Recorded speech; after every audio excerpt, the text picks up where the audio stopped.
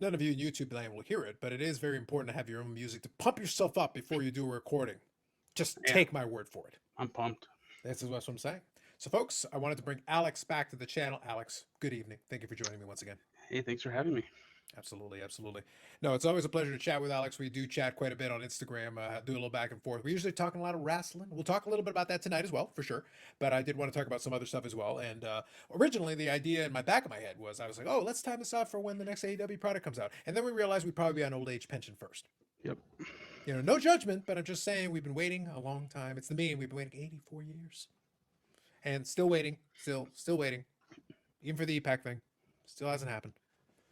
Yeah, not Yeah. good. Yeah, not great. But we'll talk about that more a little bit towards the end. So first of all, Alex, you're a man of many collections and many subcategories of collections. Yes, I am. You did make an appearance at the expo. I Had did. a little fun with that. You hung out for a couple hours. Time went by pretty fast. And I did see that you picked up a couple little things. But how was your brief expo respite visit this time around? It was good. It was kind of a impulse, last minute decision to go. I got a couple of things that weekend. Mhm. But I ended up going. I wanted to submit some cards to PSA, and I obviously last minute, so I didn't do that. But it was great. I didn't have a huge budget, not that I ever do, but I had a smaller budget than usual. So I definitely frequented the bargain bins, like the $1, $2, trying to get lucky kind of thing. Mhm. I did get a lot of that stuff, a lot of low end kind of stuff like that, but it was great. I got to speak with a lot of people that I know in the hobby.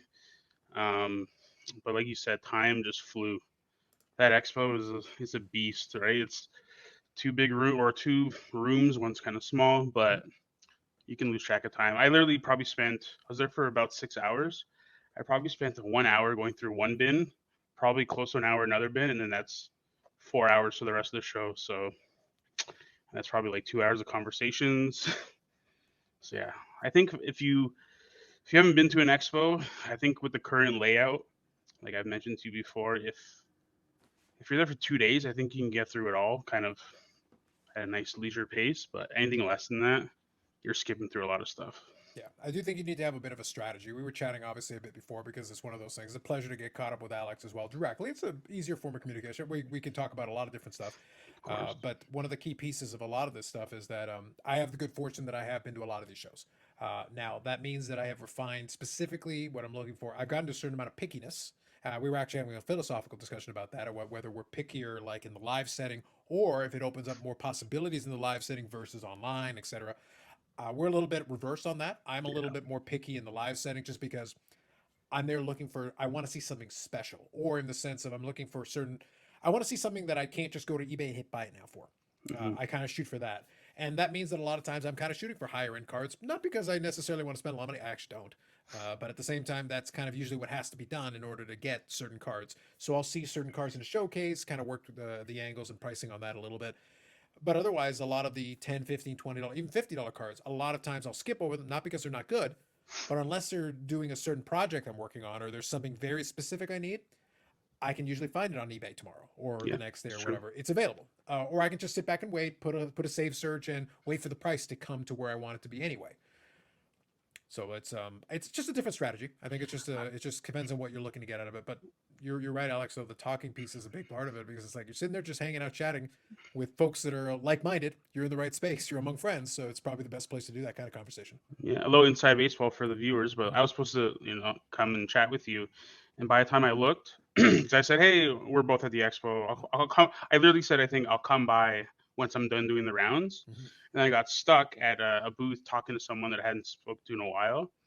45 minutes later, I look at my watch. Obviously, I don't have a watch. I use my phone. Mhm. I look at my phone, and it's 5:45.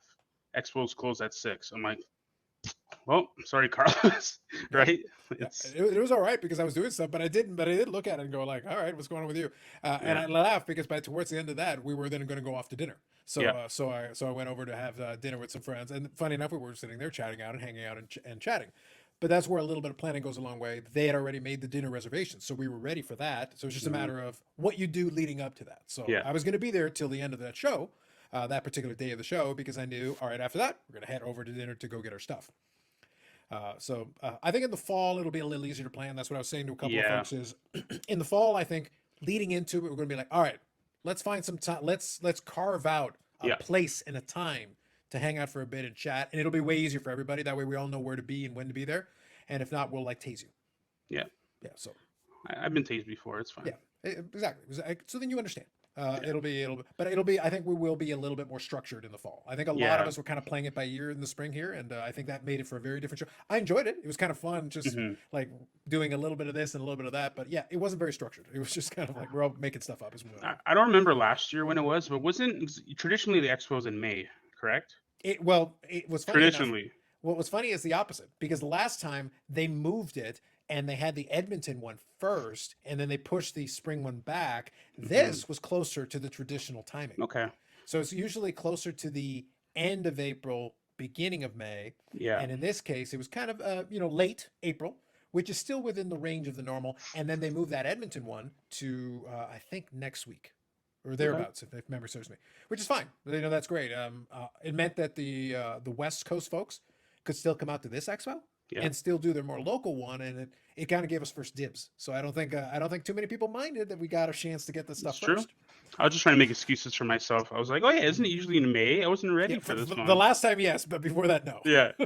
Well, I know like November, the November one's usually it falls because my birthday is the 7th Mhm. of November. So it usually falls the weekend right after my birthday, which I think it is. I Yeah, think it's the I think 9th. we'll be normal for the fall. I think we're going to be in the traditional Yeah. spot, right around ish middle November, So right I'll be around there. ready for that. It was nicer when I was a kid because like, you get birthday money from like your parents and whoever, your aunt, You can still uncle. angle for it. They'll tell you no now, but you could still try. Man, I don't get anything for my birthday anymore, especially not money. I mean, that'd be nice, but so I So was gonna say yeah, I can bring expo money from my birthday, but it would just be my own money that I have worked for. So tough. It's going to be yeah, interesting because this expo I mentioned in kind of the recounts, recounting a lot of it is that I did overspend my budget, but that's only because I saw stuff that was like very well priced. We were chatting before we started yeah, recording. It's like, no, I can't pass on this. It's like the price is if it's the price is too good, I cannot replicate this price without yeah, something weird happening. We need to go to the we need to go to go to the money tree. We need to go there. We need to grab some leaves off the tree and make it happen. yeah. I should have met up with you. You're probably sitting at the money tree, and I was just wandering without money. She just came by. I was just hanging there the whole time. Y'all had chance. Like all you had to do was I told y'all where to go. Like Yeah, I tried. I tried. It wasn't for lack of effort. But yeah, so it was fun, and we'll see what the other one comes into. Although I will say the weather really wasn't super agreeable. Like it wasn't that great. I was like, this normally is the better weather one. I know. So it was kind of crummy. The funny thing was because I know like obviously a lot of people because you live in that area. I know I'm not gonna give away your location, but I live Yeah, in Toronto. Like literally, it was a 22-minute drive, and it was raining that day, right? So yeah.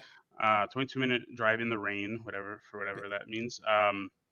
But I know like the people who were traveling in are probably like, man, the weather is so garbage. Mhm. But the week before, we had those 3 days of like Yes, summer, like literally just it's traditional. t-shirt, shorts. It's traditional Canadian GTA weather though. It's always a trick. Yeah, It's like you're just messing with us now. You tricked us. You showed us this. It's like it was a rope a dope. It's like yeah. no, actually, we're not going to do that. We're not going to do any of that during the actual expo week. It's like Like you're not getting any of that. like people don't even realize. People probably came in like, oh, this weather is this can't. They always are right. Can't Canadian weather. Oh Mhm. God, it's so cold. But yeah, literally the week before I went to Lakeshore and there's people sunbathing. Mhm. Well, I'll tell you a little story. For whatever reason, it didn't occur to me now that we're having this quick weather talk, and I promise we'll get off the weather talk briefly. But it does remind me of a story that I didn't share in my other utterances on the expo. So now I'll do it now. What the hell? So what happened? I wasn't thinking about it, but what happened is usually I'm notorious for not doing mornings, and Hmm. generally speaking, I don't. I hate mornings. Brunch for the win. It's fantastic. But I had a different hotel than my usual one. It's a little bit closer to the expo hall, but not like super crazy. It was very nice. I thought the hotel was very good. I did share that piece of the story. I might go back to that one. Actually, it was pretty good. But Okay. regardless, from the location that it was, there's like a Tim Hortons. It's just basically across the street. Perfect location. Allows me to go get a breakfast sandwich. Great. That isn't my point of my story. I'll get to it. So I knew that the weather was going to be really crummy because it was going to be super rainy that day. Saw It's that it was going to be the brutal. case. So I Yeah. said, okay, because I'm gonna take the taxi from the hotel, but since the Tim Hortons is literally like across the street, let me go get a bite to eat, sit down for a minute, and I'll come back and and then head over to the hotel. Oh, sorry, to the convention center. So I go, okay, fine, whatever. So I go there, go get myself a cold, a cold brew because I like the cold coffees. That's my thing. Got the breakfast sandwich, ate it. All right, now good. I'm fortified. I'm ready to go. And I go, all right, well, since I'm here, this is probably easy. I can probably just get the taxi from here. So I had the little app. So I go, all right, cool. Let me do my thing. And the app has worked pretty well for me. So I go, boom, it gets the location instantly. Boom, taxi. This is about how much it'll cost you. Beautiful. All right, great. Book it. And I'm sitting there just drinking my coffee, chilling. 10 minutes go by. 15 Oh minutes boy. go by. 20 minutes go by. Then they call me and go, hey, I'm sorry, the guys are a little out of the area. It'll be like another 15 minutes. I'm like, all right, fine. And I'm waiting like another 10 minutes, and I'm like, oh, for God's sake. I'm standing there just kind of hanging out. I finished my coffee, finished my food. I'm just kind of like, and then finally, like, I get a clearing. And like it basically stopped raining. And I was like, oh well, screw this then. So I walked 4 kilometers over. Jeez. So I got my steps in, which is fine. 4 kilometers is not like crazy. But I was Yeah. like, all right, I'll get my exercise in. Why not? So I actually ended up walking 4 kilometers over during the Amazing. clearing when it stopped raining on me. I'm like, great. So I actually got more exercise this expo than I ever have. It's great. Amazing. I Yeah. love it. It's not normally what I would have expected in that situation, but it's like, look, man, I'll take it. But the taxi company lost a fare. They needed to. We're right beside the airport. You're I telling was me you about can't to get a say, taxi? Like, what the hell? yeah. Excuses. Unacceptable. I'm so used to like pre pandemic, I guess. Mhm. I used to park, obviously the entrance of the expo. I used Mhm. to park, or when I used to go with my sister or my dad in the past, right beside the doors, or like in that like general area. Yeah. Last expo, and then obviously this one, like, you have to park like all the way near the Mhm. other hall. The parking lot is super full, It's and nobody brutal. look. Part of the reason I take a taxi and all that is because I get a lift over to the hotel, and usually then I'm hanging around the expo for whatever period of time I'm at the expo. Yeah. I haven't had a car in years. I live in the middle of like a transit hub. I Mhm. literally live beside a train and bus station. Yeah. So when I go to work, I literally hop on and go, done, and then I'm there. So I haven't needed for a car in a long time. So it's one of those things. I don't have one. It would be very much more convenient. However, with that said, though, I almost feel like given the state of that parking lot, the 4 kilometer walk might not have been that much less being in that Man. parking lot with the. And by the way, those people don't know how to drive in a parking lot. So No. guys, it's a parking lot. Most of these cars are stationary. How Yeah. is it you almost look like you're going to crash into everything? It's like these cars are stationary. They're not moving. So bad. It's I, scary. I had to park. So I got there around like 12:30 on Saturday. Yeah, which is a very busy day. Saturday Yes. is a very busy day for sure. I had to walk over. It took like 10, 15 minutes to walk. So you And it see, was raining. you were like half the time that I went, and I went from the hotel. Yeah, and I was in the parking lot. Because that's what hall 3 is the main one. Well, Or it hall was 4. hall 5 and 4, 5 and 4, sorry.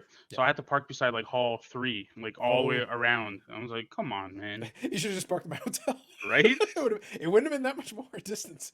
It was It was a bad. good walk. It's good exercise. Yeah, it was. I Uh, got my steps. yeah, there So, you go. So yeah. So this is where we say the cliche: wear comfortable shoes. yes. I Oh, did. I did. I did. As a matter of fact, like I said, I had a 4K walk before I even started. I wore comfortable shoes. I was fine. you have to. Absolutely. My feet were killing. I had my most comfortable shoes on. Imagine trying to dress and press. Like, you'd be screwed. You're gonna have to big like gigantic pillows and put them on your feet. Yeah, It's like the floor is unforgiving, my man. You gotta you gotta be prepared for this. right? But Expo, like I said, was a lot of fun. I did find that some of those days were really busy, for Hmm. sure. And I'll confirm with the PSA Canada guys because they might have had a record show, like which is crazy for the spring show. Surprising. I want to get some confirmation, but that was basically what they alluded to in one of the other episodes. So we'll see. But I'm not surprised because they had pretty brisk business and they Yeah. brought more people and they were still able to get a lot of brisk business through there. So very impressive. And they had a good price that we mentioned off camera. What was $27 for It's the? 27 bucks for up to 4.99 Yeah, declared value, which covers a lot of ground and gives it you a lot of does. room for a lot of stuff to fall under that and still be able to get your stuff in. I I regret it because again, like I said, kind of impulse last minute to go to the expo. So I didn't have time to like put my order together and go through my cards. It's excuse. I could have done it like the week leading up, but yeah, I definitely should have submitted. I feel kind of whatever. Yeah, no, it It is happens. what it is. Yeah, I'll just do it in November. that's another exactly. We should have some possibilities, and I think there'll be some interesting things coming up with that. We'll see. Yeah. No spoilers, but we'll see on that one. Okay. I will say as well, the other piece that I thought was very interesting is it was good chatting with a lot of different folks in the space and the companies that were there. I got to drop off stuff at ComC, which is useful to me. It's been a thing that I've managed to Yep. take advantage of. So it was great being able to work with those folks. Now I did just kind of a quick, obviously Expo's already done, but it'll be a good tip for everybody for the fall. I did go online and pre-print out the little slip of paper for the Oh, it's submission that I was key. going to do. Yeah. Makes it super convenient. They can scan the barcode, throw it right in the box. way easier. You don't have to log in on the spot. I didn't mind doing it because it was good to get understanding of the process, Yeah. and they're very friendly and very helpful with that. But it's since now I understood it better, I was able to be all right, cool. I'll use my printer at home. I'll print Hmm. this out right now. I know what I got. I already did my math, and boom, here you go, guys. Take your stuff. You good? Awesome. I did that last expo. I submitted 700. I kind of guesstimated around 800. It was 777 cards Mm. in a 2-row box. Same thing. I put some tape, printed out the label, put it on. I literally just handed it over to the guy, and that was it. For And a lot yeah. of for a lot of cards that aren't worth listing individually on eBay and stuff, like it's a lifesaver on some of this stuff. It's like Oh guys, I man. don't even want to do that. When I opened up those wrestling card, we'll bring it to the wrestling card thing in a minute here. But when I opened up those wrestling card blasters and pulled some of the Hmm. stuff is not worth individually listing on eBay. Some of it No. is, but some of it is clearly not. And for those ones, if it's like a $5 card or whatever, this is perfect concy fodder for me. 100%. Yeah, like guys, I will make it. I will make it proper price. Somebody will be very happy with the price they got. It's okay. It gets it out of my hands and still gets a couple of bucks in my pocket in the account. Win Yeah. win. Everybody wins. If we lived in the US, I think it would be a lot easier to move some of that stuff because the shipping is so much Standard cheaper. envelope. No, but we could use the standard envelope. That's one key that I try to give a lot to my American friends. Is I say, Yeah. guys, if I was an eBay seller in the US, then yes, I could use the standard envelope thing, and for like 60 cents, I can ship it. That's perfect. Hmm. If I send you anything US, and I put it in letter mail, it's costing me a couple of bucks. Yeah. Like, and heaven forbid I put it in a padded envelope, $3. Like Yeah. I'm telling you right now, it's about $3. Hmm. A little over actually, but not because I've been to the post office a lot lately, but it's over $3. Well, now to the US from Canada, because with top loaders and stuff, it's plastic. It's supposed to go out a small packet, Mhm. supposed to, Yeah, and those you that's can. like You nine I will say. dollars. I will say though. Yeah, absolutely. You're 100% right. I will say though, you can do letter mail, and it will take it as Yeah. long as it fits through. Pro tip: as long as it fits through the equivalent of the little slot they've got on there, Hmm. they will accept it. Yeah. You just have to make sure that it's not overly thick. Yeah. As long as you don't do that, they will accept it. It does work, and I've done it. Otherwise, if it's something a little bit more larger, and usually Hmm. those are more expensive cards anyway, Yeah. then I will use eBay's discounted shipping, and I will slap a label on it. Yeah. Then at least you get a little bit of a discount on it. A So little that's bit. better. Yeah. Yeah, so that's a little better. There's your eBay shipping moment. There we The go. segment of the program broadcast. Yeah. Uh, so with that said, I want to chat a little bit about the other collecting things. Obviously, you do collect a number of different things. I'm a player collector as well. I do that. I've had a lot of fun finding stuff recently. Obviously, the expo was very good for that, but Hmm. I do generally speaking like I have gotten a lot pickier. I Yeah. know you work on a lot of different ones. Are you in a lot of your more advanced collections? Are you kind of now seeking out the tougher pieces? Is that really where the focus is? Yeah. Where are you at now on those? I think I've said this before because I think I collect so many different things Mhm. that for the most part, I try to just get the best that I can within those collections. Because, if I collect, spanning all these different sports, Andre Bargnani, Mikhail Grabowski, all these people that everyone collects, right? But even in wrestling, like I like Rhea Ripley, Scott Steiner's in the new Prism. I love Scott Steiner. Mhm. And I just have so many different collections that, like, for example, Scott Steiner, am I gonna go for his like, what is it, like teal out of 49 parallel? Like probably not. Right. Am I gonna go for his out of 299 or 199? Unless I'm going for the whole rainbow, but I'm gonna Mhm. try to get the gold out of 10. Mhm. Or hey, if the black 101 popped up, I try to go for that.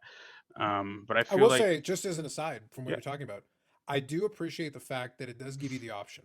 You're yes, not obligated to go after the rainbow. You can pick the colors or the combinations that you think look the best, that you yep, like the most, and you can pick and choose. You can go hmm, after some of the rare ones, or you can go after a more common one that you just think looks cool. yeah, There's nothing wrong with that. In my opinion, I think that choice that you have is actually a feature because it's like, well, if you don't obsess about trying to get them all, then just pick the ones you think look the best and go after those, and those are great. mhm.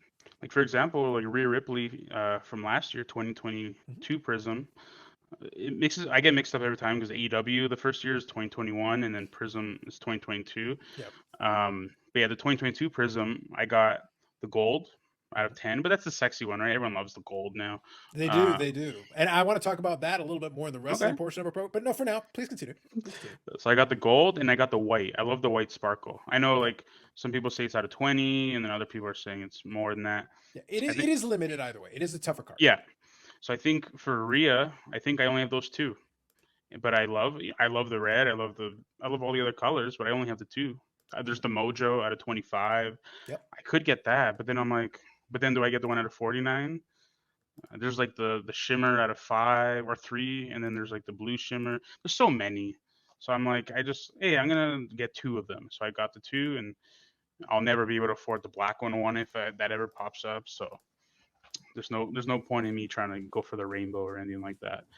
But that's just one example. But other, even for like sports, for like I don't collect a lot of modern guys, but for Hmm. hockey, I guess like Malkin. I know he's like Sure. right at the end of his career, but even with him, I just try to collect like his rookie year stuff, like limited rookie year stuff that Hmm. I can't afford because Yep. there's a lot that I can't. But like, do I need a 20th year card of him? Probably not. Do I need like a random auto from like 2014? Probably not. Hmm. But yeah, I can just pick and choose whatever I see, whatever I like. Like you said, my thing is like so limited now that when I get a card, it's like, oh, I really like this instead of just buying 10, 15 cards and be like, oh yeah, just put them aside, Hmm. right? I'm kind of picking and choosy just because I like having, instead of 100 cards, I like having 10 cards that I really like. Absolutely. No, it makes a lot of sense. That's the reason why I kind of wanted to just do a little update on that piece because it makes sense. It makes a lot of Yeah. sense. Now, speaking of updates, I wasn't planning on talking about this for a moment, I've been scanning as we've been talking on Oh the boy. side, and I'm like, okay, let's talk about this for a second Oh boy. because it'll make some people very happy, and by that I mean me. Okay. So first of all, congratulations on the Leafs advancing to the second round. So first of all, Thank you very congratulations to you on much. that, which in turn allows me to condemn another team. So first, congratulations to you, and then let us speak on another matter. I have gotten not one but two messages asking for a wellness check on someone related to a team that played earlier tonight as we're recording. Two wellness check suggestions. I love it. It makes me so happy. Congratulations to the Florida Panthers on their Game 7 victory Well deserved. over the well deserved over the vaunted Boston Bruins. And as you all know, who do follow this channel, who do watch this channel, I picked the Boston Bruins to win it all with complete and total sincerity. So it makes me very sad. My pick was completely wrong. It's very sad. We'll address that further on Friday. So good. But I I just thought wanted they to were gonna make. go 16-0. To be I honest, thought they were going to go 16-0. I know you did. I assume victory was at hand. Yeah. I just chalked it up as like a given.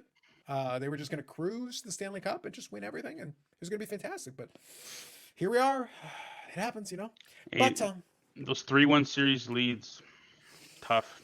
mm, I know from experience, tough. I just assumed that I guess the Panthers just felt like they had him where they wanted him. Spot them a 3-1 series lead. It's victory's at hand. We got this. Yep. I love it. I don't enjoy Boston, so Mm-hmm. I know someone does enjoy Boston, and I'm sure they're appreciating this segment of this, and I'm leaving it all in. I love it. Every last part of it. Anyway, we'll talk about it more on Friday. With that said, I needed a quick diversion of that because, like I said, not one but two wellness check asks. So good. This is going to be the great, great week for some of us, not for all of us, but for some of us, yes. You have too much time to prep for Friday. It is almost too much. It Yeah. is like I'm gonna have to consult with the brain trust on this one.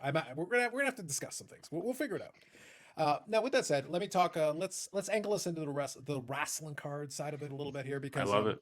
obviously there's been a lot going on. Let's talk about the big story first. Let's do the big story piece just to start off with, and then we'll Okay. kind of play off of that because there's a couple directions we can go with this, and I'm open to all of them, but let's kind of think her through. Obviously, the big one, and a lot of podcasts and things have talked about this one, and I do want to discuss some of the discussion points that were brought up as well, so we can play into this angle here. So here we got the from the PWCC Premier Auction.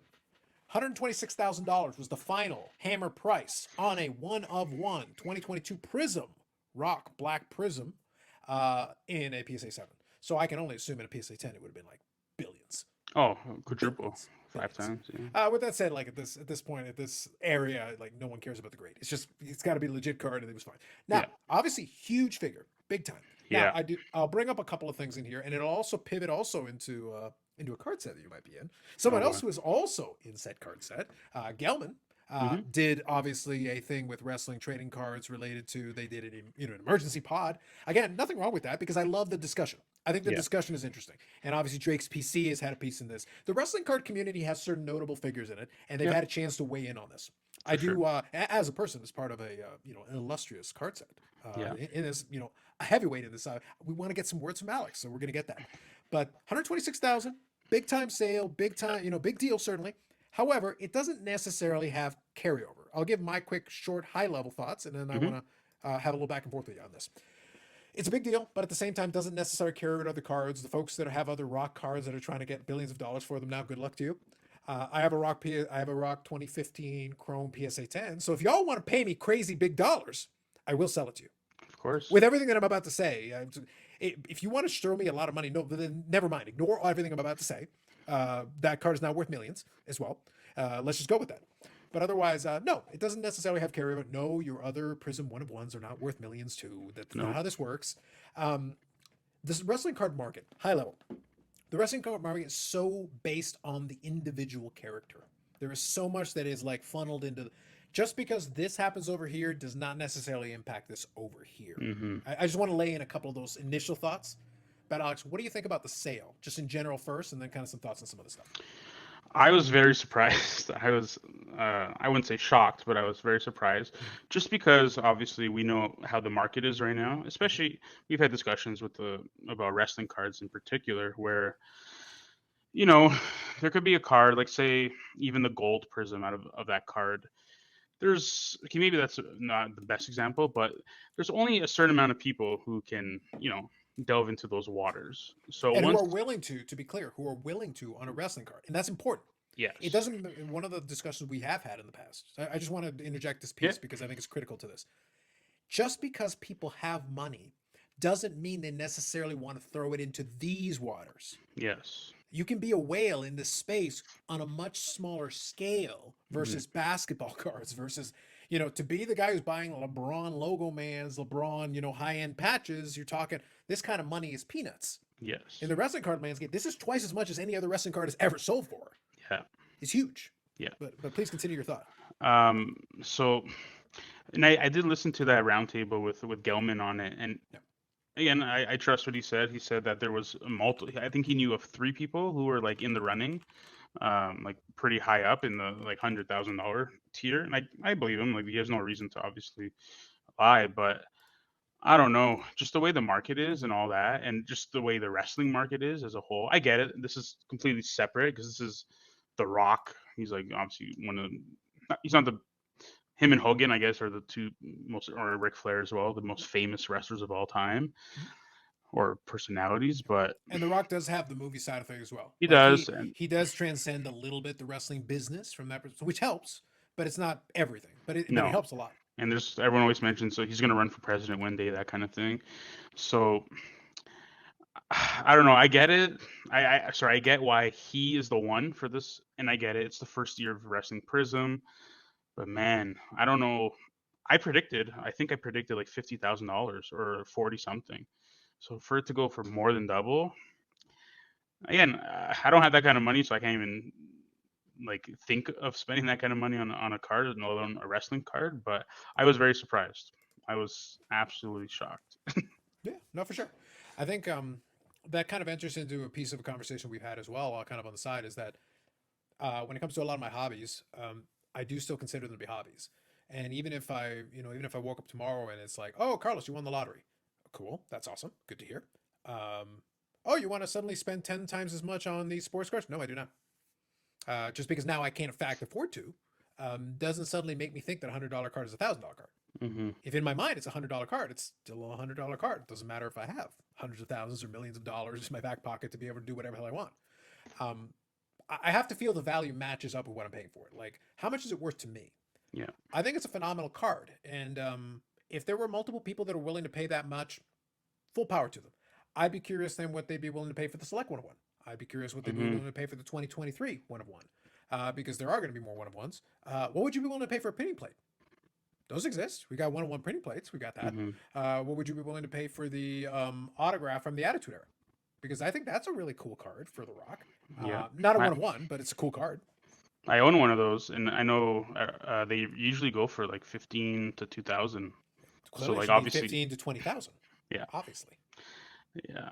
And the thing is, if not to go into the whole thing, but that specific card, that Rock autograph, it's the only Rock autograph in all of wrestling trading cards, because he has one for like Doom and Scorpion King. Mhm. Um, but like half of those signatures, I've heard a couple people say like they don't think that he signed them, which Mhm. that's a whole other topic. But Mhm. even aesthetically, like if you look, half of those cards, the signature looks brutal. Like Mhm. the pen is like, I don't even, it was like dying or whatever, but it's brutal. So there's only a couple that have like a really clean signature. But again, that's a whole different topic. I Mhm. love that card, but there's so many bad versions. But yeah, that card you would think would be more iconic, right? Like it's only autograph in the wrestling space. It's like 1500. You're talking me into it, Alex. I think. Look, as a generous man in the wrestling card community, I think you should be willing to help out the wrestling card community by being willing to, as a blessing to them, allow them to purchase your copy for $30,000 or $40,000. I mean, It's something you need to do this, Alex. Do this for the wrestling community. Allow them to purchase it for 40,000. We know it's worth 50 or 60, but allow them to purchase it for forty thousand all right. dollars. First person to message me, Yeah, 40 40 k 40K. 40K US. Yeah, I'm not 40K. that kind. Because Yeah, Canadian, no, that's like $20. Yeah. there's limits. There's limits, but I think it's a very generous thing for you to do. Thank you. I for one appreciate it. Appreciate Uh, that. the thing though is, I think we run into this thing where this happens, and then all of a sudden these other folks start trying to adjust the price point. And I was trying to do a little quick, eBay search just as we were chatting, and I'm looking at like the select. The problem is we don't have too many one of ones to compare it to, but we can look at like the ringside, select ringside out of 10, the gold version, and that came out at like 670 Canadian, and that Yeah. sold 3 days ago. So Hmm. it wasn't like that long ago. So like you can get the out of 10 here for like $600. For US folks, knock off about 35%. Knock off about 35%. There was someone, I don't remember which user on Instagram. He has one of the black selects. I Mm, know there's so many parallels. I don't know which one's which sure. because I didn't really collect select. But he's trying to get 20K for it, like right after the sale of the Prism. He's trying to get 20,000 for the one of the black select parallels out of one. So Yeah. It creates a weird dynamic because you're like, oh, but that was out of 10. It's like, yeah, but people do love the gold. So it's like the people gold love is them. also very popular. So it's like, you kind of like, how do you measure this? How does this work? Yeah. It's a tough one. I genuinely don't It's know how we would play in these I waters. I just don't get it because again I'm not saying that I don't get it because someone is willing to pay for it, but just all of his like not even just him, all the cards have been just going down, right? Mhm. And then yeah, this one sale. I know there's an Andre that's up right now. I think at PWCC or Golden. It's Mhm. the Andre Black 101 as well from Prism. I think it was at like 10,000 or something like that. But yeah, I don't know. It's more money than I can ever. That's like I don't know. That's a lot of money. I can never even think of spending that on a card, let alone a wrestling card. No offense. Mm, mm. Fair. But Yeah. I think it was interesting because it was like the big round table topic for Yeah. that week and Oh yeah. leading into now. It's just it, it was interesting. I'll put it that way, and I do enjoy it as an observer. It's fun for me because then it's fun watching where the discussion goes and the ripple effect and what people are trying to do versus what they're actually able to successfully do. Two different things. Big Um, time. but it is fun from that perspective. So let's kind of lean into, since we talked about Gelman and a couple of those folks. Let's talk about this one for a second. So Gelman and a couple of those folks ended up in a trading card set for wrestling people, Hmm. including Drake's PC, including Gelman, including the person who's on the screen with me, Alex. Me. That's right. That's right. Yeah. So Alex, okay, let's high level. Let's just talk about it. And while we're doing that, I'll try to find the picture of the thing just so we can kind of give people a visual aid as well as who are watching this. Can you tell me a little bit about how you came across that? Give me a little bit of that, and then also kind of tell me your thoughts on the concept in general. Yep. So I was messaged by Paul Adnan. I believe that's how you pronounce his last name. He's the guy who runs the wrestling price card guide. Mhm. I think it's Yeah, very he's complicated. one of It's them very because you got long, right? Tony as well. So yeah, Tony's wrestling trading cards, like their websites are iconic. Exactly. But yeah, he contacted me. He's like, hey, thinking of doing this set. Would you be interested in being in it? I'm like, yeah, why not, right? I didn't even think that like people even knew who I was. I guess because I don't know. And by the way, what I'm sharing on the screen is the sellout page. But There we the go. reason I'm doing it is for a couple of reasons. One of them is that, of course, Alex is over there on the side. There we go. We So got yeah, you there, and you got there with, is that a Jay's hoodie? Is what you got going? that is a Jays hoodie. There I you go. took that picture in Japan, Okay. at the Ribera Steakhouse. If you Ah. wrestling fans are familiar with Well, that. that's a good deep cut reference though. Throwing that in there, I like that. Yeah. I like So that. yeah, I was asked to be in it. I sent them that picture. There's a little write up in the back. Yeah, and they made them. They made 100 sets. So there's 100 of those out there, and then there's 50 collectors, and each set, it's like a little box set. I don't have mine in hand yet. I bought one. Right. Each set has a metal card. It's like completely metal. Like if you collect, what was it? Was it Impeccable Wrestling? WWE. One of them, yeah. One of the Panini ones has a metal card as Yeah, part of the I part think of it the was pack. Impeccable. Had like the metal. It looks just like that. Hmm.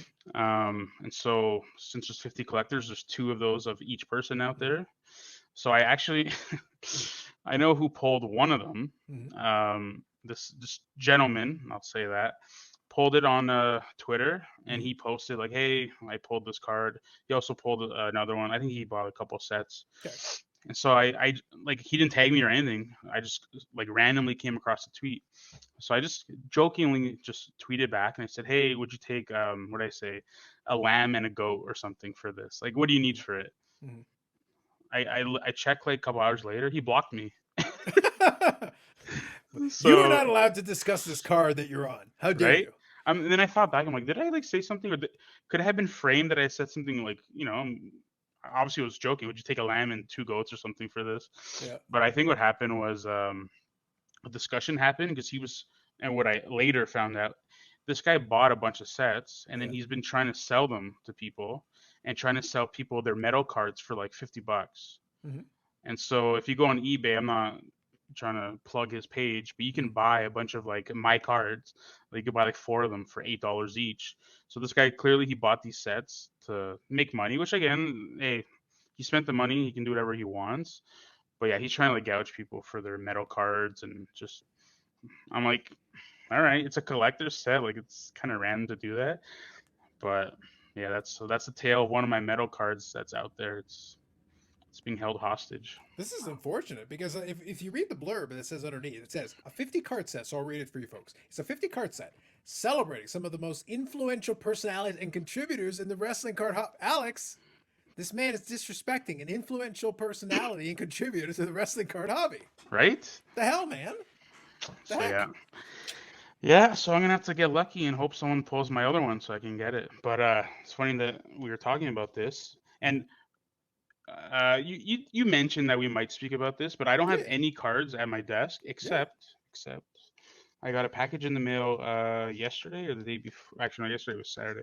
The day before, and I was sent one of my cards Yep.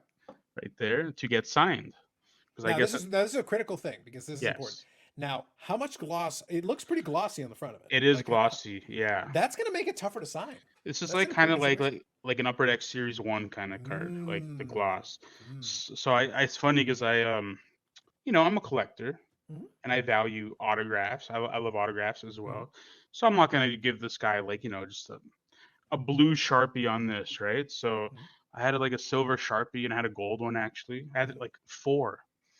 I test them out on something else. They're all dry. So I'm like, "Ugh, I'm gonna have to go out to I'm gonna go to the store and get like new Sharpies for this. Like, hey, I'm willing to do it. But mhm, it's just kind of funny that like I don't know. I could half-ass it and just give it mhm. like black Sharpie too on that, but Yeah. I want to make it look nice. Okay. Someone took the time to send it to me, so I think they're going for like the set, which Mhm. would be kind of cool. But yeah, like overall, I was asked to be in it. I didn't think much of it because I don't think I'm very influential, to be Oh, honest with you. I'm sorry. According to the advertising copy, Mm. as a matter of fact, you are an influencer personality and contributor in the wrestling card hobby. Maybe a contributor. I'm definitely not influential, but yeah. So I think it's a fun set, and then Mhm, like if you think about it, like people can trade off like a gentleman I spoke to at the expo who's Japanese wrestling cards on Instagram, mhm, Rich. He asked me at the expo, he's like, "Hey, I have like three sets. Do you want your cards from them so I can like give them to whoever wants them? mhm. Obviously I'll take them from him and then mark them up, sell them for like $20 each, obviously. As you should. Yeah. No, but he asked me, he's like, "Hey, would you want them?" I'm like, "Yeah, sure." So I think he's gonna actually send them out to me for Hmm, free. So cool. yeah, I'm No, that's uh, good. I'm One thing, I'm one thing happy to though, be in the set. I'm happy. one thing though, I'll say, like since I mentioned it, is like it's like the gloss thing is going to be a little tricky though for the Yeah. autographs because I was making the point where like hopefully not too many people take this too seriously. It Yeah, is a fun thing. I it think it's is. neat that they're doing it. I think that's great. And the fact it's a little box set, they got the cards look pretty nicely made. Like that looks pretty Hmm. solid. But I was showing Alex earlier that I said like anybody who wants a Very nice. card can get a card made of Tops. You can go to Yep. tops.com, take a picture, and like pick a design and do whatever. Like I had some made for the channel. It's kind of like a pseudo business card where if somebody wanted, on the back it says what the channel is and blah blah blah. But it just took I took the '92 Bowman design on it, and I Hmm. just took the picture that used to be the channel logo. Right now I've got that one in the corner. They praise the content gods. That's a personal favorite. I like that one. But the thing is, and I can do this here is like that's the old channel logo, Yep. and that's the picture I use. But then this is the one I usually use most of the time, the cartoonized version, or if it's the holidays. Hey, there we Yep. go. Like I've got versions, Alex. I got versions on I this. love it. The praise the content god silhouette. I'm a big fan of that one. I like But that one. but the point is that this should not be taken that seriously. No. But the thing I said about the tops one though is that it's a little bit more matte. Where somebody does actually want to sign the front of it, it actually makes it a little bit easier with the glossy Hmm. one. You got to be a little bit careful. So I don't know how you're going to Yeah. go about that, but that is another consideration. That is something that's going to be a little bit of thought is going to have to be done. Like you can't just right over the top, or the thing will streak and Yep. it'll be awful. I'm gonna have to, get some new pens and try them out to make this one perfect. But You might have to like with your thumb rub it down a little bit because get some yeah, of the gloss off. yeah, That's the classic way usually, or eraser or something. Like you got to put something on the surface to help the pen stick a little bit on it. You hmm know, autograph problems are the big hobby influencers, man. right. These are It's issues. It's you, Geoff, and some of the and some, good old Geoff. yeah. We got that influencer set too. I don't know if they're glossy or not. Those are hard to pull. I know you're getting a signed one from him. It's the least he could do. He should It's true, acknowledge me. He should of acknowledge me, course. Alex. You are Um, Roman. You're like Roman Reigns. it's the least he can do. Like, and I'm sure I'm not paying for that. He better ship that out of his own pocket. He's got enough money. Of course. But like I said, none of this stuff should ever be taken that seriously. I made No. the same comment with the influencer card when we were joking about those. Is that no, like if somebody wants those things, great. If they don't want those things, great. In this case, it's something literally that somebody has to go out of their way. There was a mechanism to order it on the site or in the Hmm. store. There, you actually have to go out of your way to go get it. Yeah. So if you want one, you actually have to go to your way to go get it. Yeah. But it's cool for the people that are in it, and I do think it's kind of neat that the wrestling card hobby is starting to coalesce around the community a little bit to kind of space out and have some folks because some folks are putting a little bit more into it than others. Like Gelman would be a very controversial person in that space. There's a lot of Hmm. folks that like him and a lot of folks don't like him. I'm good with him because I like some of the stuff he talks about. I know they don't like everything that's put in there, but I do think that it is good that he's contributing to that. I think the wrestling card, YouTube channel, the stuff they're doing in there is good. Although I don't think there's enough AEW coverage. However, we're going to talk about one of the reasons why that might be. Look, did you Yeah. see that? Did you see that elite level segue? Did you just see how I? That was good. That was, ooh, that was smooth. Yeah, that was Um, nice. we chat offline on kind of on the Instagram a fair bit about the AEW stuff because as well, I have my wonderful dentist PC Yeah. that I hold near and dear to my heart. But it's been tough times, Alex. It's been a struggle. The struggle is real. I've got most of the stuff. The stuff that's left is like little bit. Yeah. Couple Uh, bucks. yeah, a little tougher to come by, a little bit more expensive, but that's because I've got the majority of the bulk of like the good and really good stuff. I've got some Hmm. good stuff in there as well. I think I put together a very nice PC of those cards. However, part of the problem is that we're not getting enough releases. So in contrast, like the WWE has lots of coverage because they're getting releases. Hmm. Panini is bringing sets out, and there's more sets to come. And I don't remember what the next set is, but there's going to be a couple of other interesting ones that are going to be coming out soon. I'll find it while we're chatting here. Okay. But how do you feel that like we've discussed this kind of a fair bit, but like obviously Upper Deck has some issues getting some of those things done because of suppliers. There are issues. There are Yeah. mitigating circumstances. But I feel like and we've talked about this a little bit before in our last discussion. I think it's put at this point, it's put an ocean worth of cold water on Oh that logo. man, it's. I'll just say this: I collect cards from AEW from all the sets that they've released. I've picked up a couple here and there. Actually, I didn't buy any Spectrum, but Hmm. that's doesn't matter. Sure. Um, the the market is pretty dead. I'll Mhm. say that. That's Yeah. my blanket statement. Yeah. The And the market thing and the thing is is, we've had a good opportunity to observe it. The reason that we chat about it a fair bit, a lot of these yeah, like I want to make sure people understand that we actually do chat about it. Hey, what do you think about this? Hey, did you see what happened with this? Oh, hey, did you see that this card went? So we do kind of trade notes on a yeah. regular basis about some of these items. Ones we're collecting, obviously, but then also some of the other stuff we observe.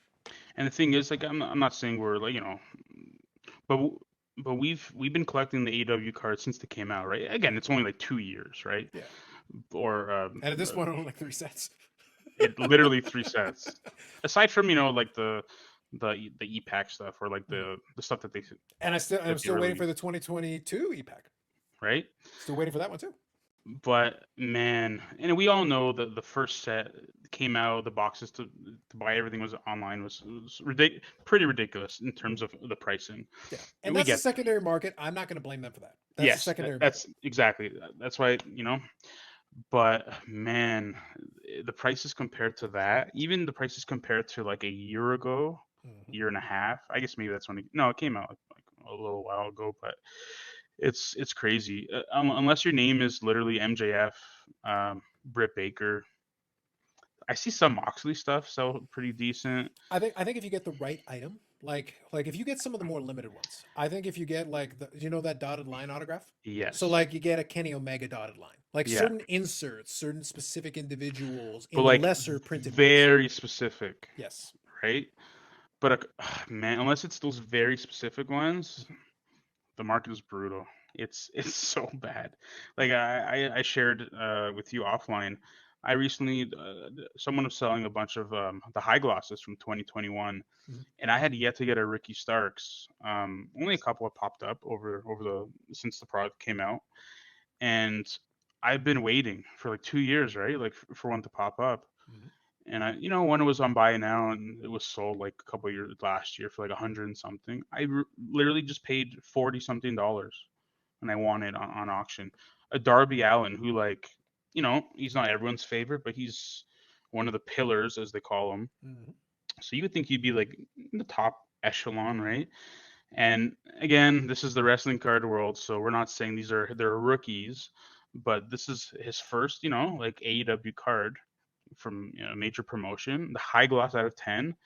I won PSA 8 for like $58. Like Mhm. that's unreal to me. Like think of like in hockey, right? We come from the hockey world. Mhm. Think of like a top 5, top 10 rookie young gun. Again, these aren't rookies, but say a young gun high gloss. You're telling me it's gonna go for $58, Mhm. right? I know it's not. You can't compare it directly, Well, but sure, but I think it also goes back to a discussion we had in our previous is that the fandom is thin. Like there oh is there is like a very top heavy. So even a high gloss, for example, so I'm just using it as an example. High gloss has a print run of 10. yeah, And right now we've got a problem in the sense that even for the 2022 flagship product, because EPAC hasn't come out, there's a bunch of them that just haven't been made available in the market regardless. Like it doesn't hmm matter at any price. I was able to get my dentist card, and I'm waiting for that one.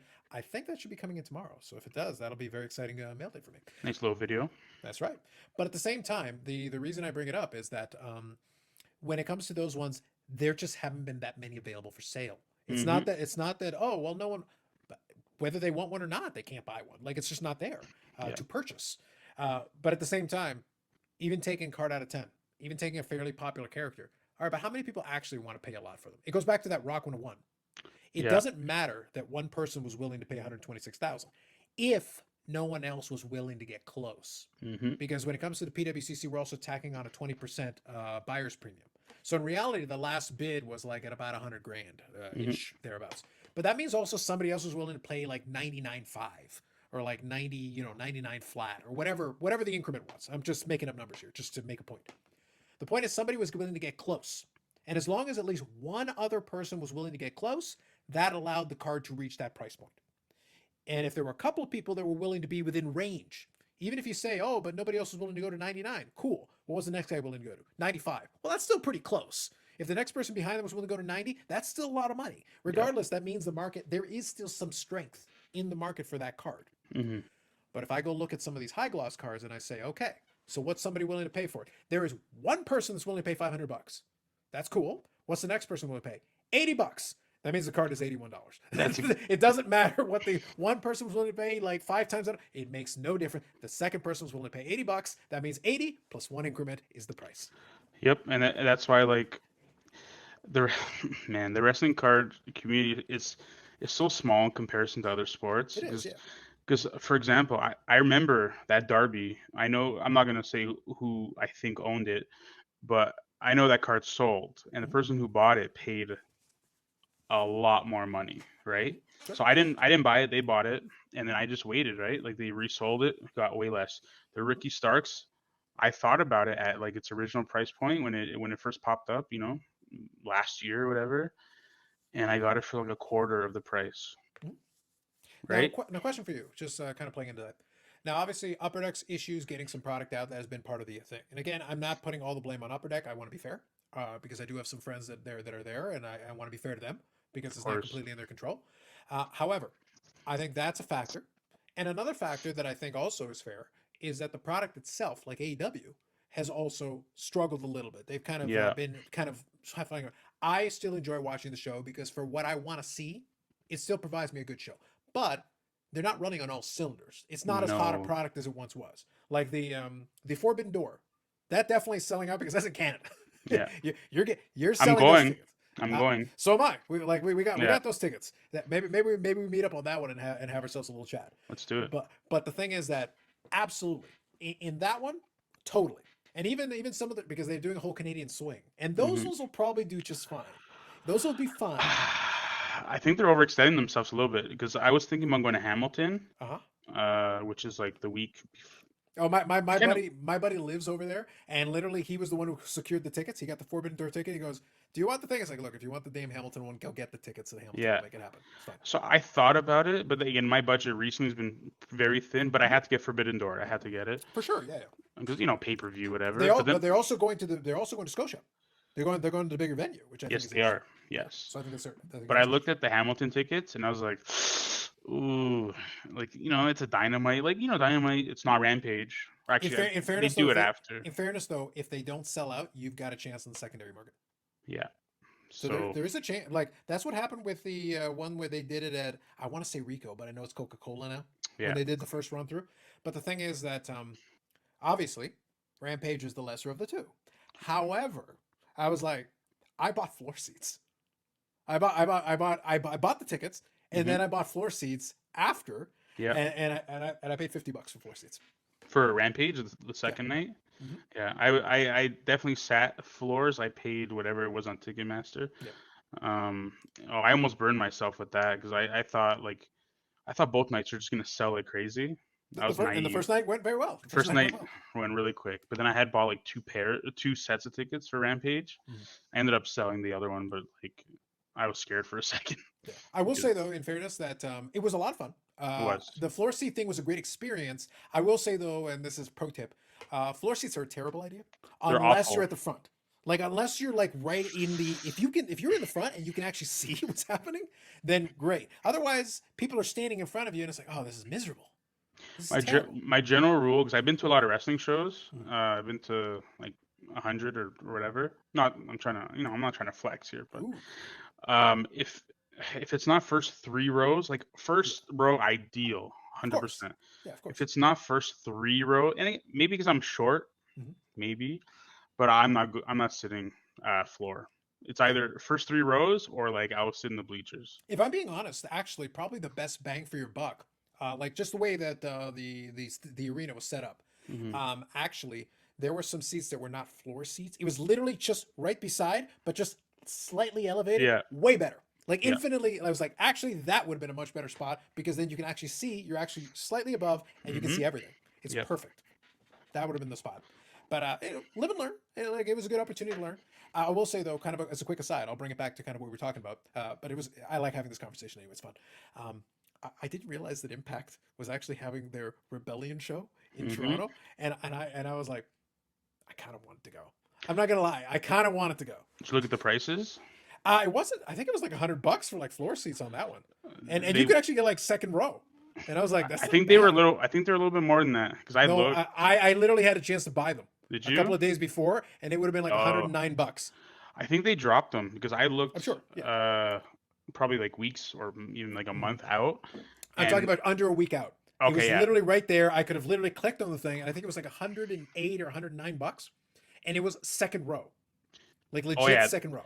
I think they dropped it then because I looked and I saw um the prices. Again, I don't remember exactly, Yeah, yeah, so I could be mistaken. yeah. But I remember looking at the prices and I said, "No way! Are you kidding me?" It Yeah, yeah, was yeah, like because I like sitting front row. Like yeah. that's my thing, right? I like taking Oh. pictures. Well, of course, you're influential contributor Well, to the wrestling card space. You got to to be be up in the fair, front row. a lot of it's like indie shows, right? So Of it's like course. 60 bucks to sit Yeah, front row. yeah, yeah, But I like taking pictures and all that yeah. stuff. Yeah, I saw the prices and I was Low like, low 100 though, I don't think is ridiculous. I think no, once it gets to that price, but it's like that's not bad. It's okay. I agree. But they were more than I remember. They were more than that. Like when I looked, they were Yeah, yeah, more yeah. than that. Yeah, it was close to showtime. Like it was maybe a week out, and there were still some seats. Like Hmm. they had sold a reasonable amount of them, but there was still some available. Like in what looked to be a decent spot in the. And then I saw some clips from the show, and the venue looked all right for what they did. Like Yeah. they managed to get lighted up in such a way with the little jumbotron thing around it. It looked like a decent setup. I haven't paid too close attention to Impact, No, me but I either. thought it was interesting for what it was, and they did do some interesting stuff in it. Now, now, one more quick aside before, because since now we're talking in a category that's kind of fun for me. Can I give you a quick story? So the Rebellion pay per view. One of the Hmm. things they did is they had I think the women's tag team championship was one of the matches, Okay. and the champions. Even though, like I said, I'm not watching too much Impact, I did scan the card, and the women's champions were uh, Killian King, who's done Okay. some AEW stuff, and Taylor Wilde. Okay. Now, want a quick Taylor Wilde story? Because I've Yeah, got a let's Taylor hear Wilde it. story. Okay, so Taylor Wilde is Canadian, Yeah. but and she used to be in the Toronto area. Now, quick aside, back in the olden days, the olden times, when I was still finding my footing and working, I spent a year or the better part of a year working at Wine Rack selling wine. And Okay. I'll explain how this leads into the Taylor Wilde thing. I'll explain. But I was doing that. That was one of the many odd jobs that I was doing in retail. So I worked in two. I worked in one main location over in Oakville, and then I worked in another location. That was also kind of on the border. It was still, I think, still Oakville, but it was over on the side. And I would do a couple of shifts here and there for them because the manager there was actually the one who started in the location that I started in. So she said, "Hey, can you do a couple of shifts?" Like, yeah, absolutely, sure, no problem. Because at that point, it's like, look, I don't work, I don't get paid, so I'll take extra shifts. I'll take the extra money. So I went over to work at that one. And while I was there, I was just kind of puttering around. I'd been putting bottles in. By the way, I don't drink wine, ironically. I'm just very good at selling it. So I'm fixing the bottles and doing all this stuff, putting the inventory by way. And I see a pile, and apparently they were doing some hiring. And they had a stack of resumes. Now, hopefully, now you're getting where I'm going with this. Oh yeah. So they got a stack of resumes. And I got some time to kill. It's quiet because it was in a Real Canadian Superstore, I believe. Oh yeah. Yeah, Real Canadian Superstore. So it's like, it was the middle of the day. It was basically soccer moms. I'm gonna sell. If I'm gonna sell wine, I'm gonna be selling to a soccer mom who's done with her shopping cart and wants to buy some wine, and I'll sell it to her. But so yeah, so I'm killing some time. I'm scanning through the resumes, just going, and I'm scanning through. And here's the thing: I don't know this girl from Adam, but I'm scanning through it, and I'm scanning, and it's like professional wrestler. I'm like, what? Okay. So then I scan it and look at it. Taylor Wilde. I'm like, not familiar because I hadn't watched much TNA. Hmm. But she had been one of the earlier knockouts. She had been Yep. knockouts champion. She had been tag team champion. She'd done a couple things. But I scanned through and then I ran a quick search and I go, really? A professional wrestler? Oh, that's interesting. And then the manager actually came in and we were having a chat about it. I go, hey, did you see this? And he goes, and she goes, professional wrestling? Really? It's like, listen, if you do an interview, can I be read? I'm kind of curious myself. So I thought, but it was funny because she had actually dropped off her resume to try to get work at the thing. I don't know if she ended up getting it or not. She might have ended up doing something else, but I just thought it was very interesting. She might still be there. She might have got the job, and now she's upper management. Well, no, that she's a firefighter now. Oh, is she? Yeah, she's a firefighter now. But the thing is that, but I can in fact give a Taylor Wilde story. So there you go, and it's come full Okay. circle. She's gone back to wrestling, and she's operating for Impact now instead of TNA, Yeah. and she's women's tag team champion. Good for her. I've caught her at a couple of Toronto like indie shows in the last like year or so. Mhm. So she's definitely she's back. She's done a couple like I don't know if you're familiar with the indie circuit, but like Greektown Wrestling and Yeah, very, very little bit. Like I'd love to pay closer attention, but like there's so much at this oh point, yeah, like, it's and impossible unless you're like devoting all the time to it. yeah, there's a lot of new companies as well, so it's even harder to keep track of. Yeah, for sure. But I just wanted to share that because hey, I got a Taylor Wilde story. Yeah, I'll give you enjoy all a that. Taylor Wilde story from back in the day. That There we was go. back in the day. But yes, I just thought it was funny. So I was like, so when I saw it, I was like, ooh, That'd be kind of a fun thing in Rebellion. And that would almost be a fun thing where I would almost love to. I wouldn't go out of my way to do a meet and greet, but I was almost love to like, hey, can I tell you a little story? And it's like it'd be kind of a fun little thing. It's like I remember when you applied. I read your resume back in the And day. and she probably doesn't even remember. She probably Sure. just handed off resumes to like Oh, no, like 50 different stores. that's not the point of it. I just thought it was No, very I funny the know. way it worked out. The way it worked out for it. It's like, look, if you're doing that kind of thing, you're handing out a ton of resumes to a lot of things. Oh yeah. It was just kind of a funny thing. That's actually the first time I'd heard of Taylor Wilde. So it just was funny for me from that perspective. But yeah, uh, bringing it back over to the way that AEW is running its stuff, and also the way it's affecting the cards, is that I think both those things we talked about, both the lack of releases Hmm. and the lack of, and how the product seems to have spinning its wheels a little bit, not in Yeah. everything, but in certain categories. I think both those things are hurting it Yeah. big time. And I was able to pull up here as we were talking. So for 2023 right now we're supposed for AW we're supposed to be waiting on 2022 Metal, 22 Allure. Lord knows when that's supposed to happen. It's been pushed back to May. Officially, as we're recording, we've passed midnight hour, so we're in May. Yeah. So supposedly this month, we'll see. I don't know if it's the current plan, but so obviously they released the sell sheet for Mhm. Metal Universe like I want to say way before Allure. Yes. And then is it still slated that Allure's coming out first? So I had a conversation with someone at Upper Deck at the show, Mm. and he says Metal. Metal's first. Yeah, he said even though it's been showing that Allure looks like looks like it got flip flop. He goes Metal first and then Allure. Now this year, next, Lord knows, but Yeah. apparently Metal Universe first and then Allure. So that's what I've been told. That's what I was told Okay. from an Upper Deck representative. Let's say. All right.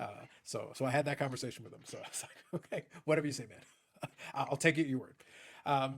So we got that though. But in the interim, and this is where this is where it's going to get interesting because, all right, we just had Prism, which obviously did very well, and there's a lot of buzz about that. Hmm.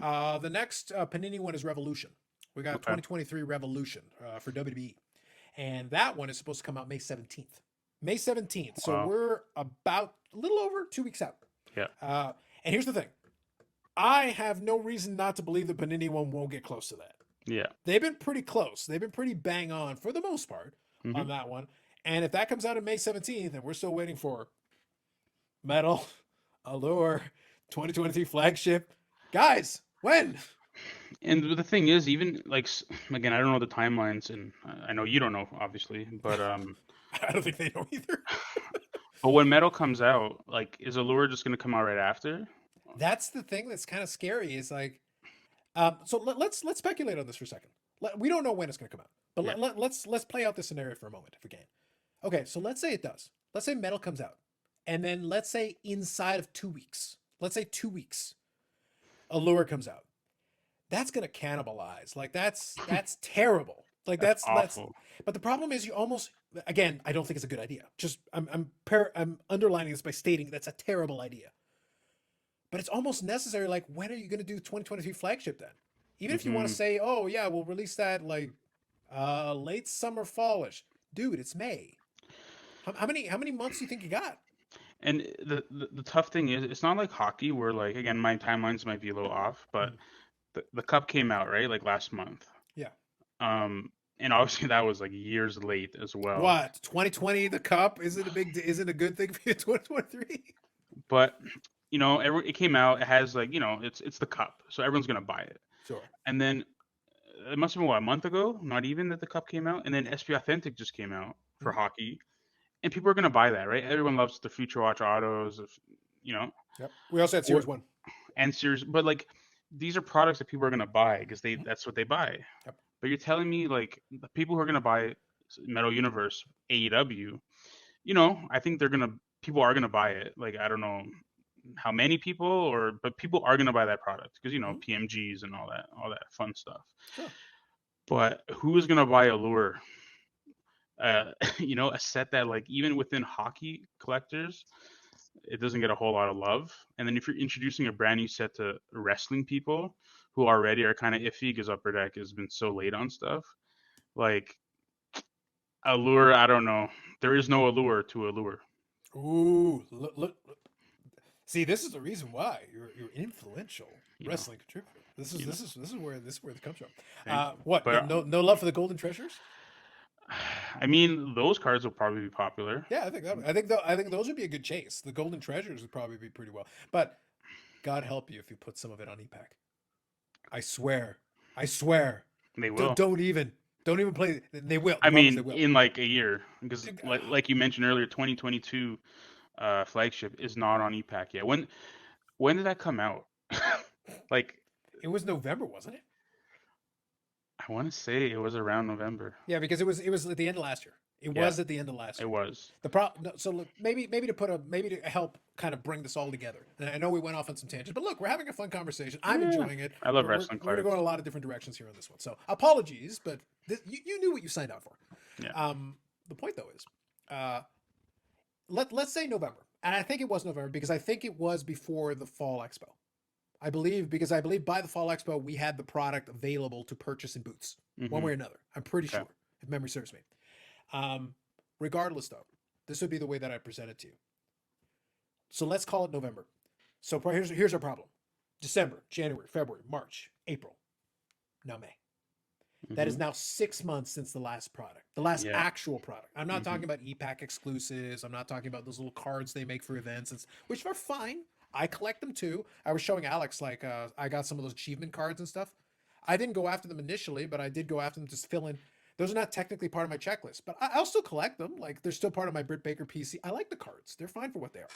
But that's me having to do some extra work. That's like EPAC stuff, separate, whatever. And they got all the different ones for the events, which are also cool in their own way, Hmm. which I don't mind. I appreciate them. But they give us something. But at the same time, it's like it's been That's 6 months. that's the thing. Those cards, people do collect them, but that's because they have nothing else to collect. Yeah, it should be a nice bonus. It's been six. It has been literally, Alex, 6 months. Hmm. At some point this month, we will hit 6 months on the dot Yeah. since the last product. That is half a year, and we've got 3 products in the pipeline technically. And yeah, say Metal Universe does come out this month. Let's say it does. Heaven forbid. And then who's gonna buy a 2022 flagship on EPAC? Who? Well, in fairness, Alex, now, let me maybe make a devil's advocate argument for this. Please, please, please. If someone does, there's a good chance that a lot of the good cards are there. It's true. Like 9 of the 10 high classes are probably But in EPAC. but what price point is it gonna be on the site for? So I'll tell you. I have no 'Cause idea. To answer your question, I have no idea. But can I tell you that for 2022, um, I bought a box for $90 Canadian or US? Canadian. That's what I was gonna say. There's someone was talking about how they were buying them for $50 US. on one of the forums. Yeah. Yep. Sorry, Because on Facebook. I saw the picture because literally some shops had them. Now in fairness, full disclosure, um, they were blowing them out at Expo, and I might know the owner. But So I got still, a little bit knocked off from the normal part, but it's still like it was 110 before I said anything. And because I had a chat with him, he goes, "Have him knock off another $20. but Call what it are they? 90 for you." And you got a great deal, but like, what are they gonna be on EPAC for? Like 99 US? But the problem is they have to be in line with market value, and the problem is we don't know what that is now. Like because EPAC because the thing is with EPAC is they cannot undercut the market of their current dealers. But Mm, that product has been out for so long now. Their current dealers are probably blowing the stuff out. So it's like, are you really undercutting them at this point? Like they're like, please, let's just get rid of this. yeah, Because the problem is that people are opening the stuff and nothing good is coming out.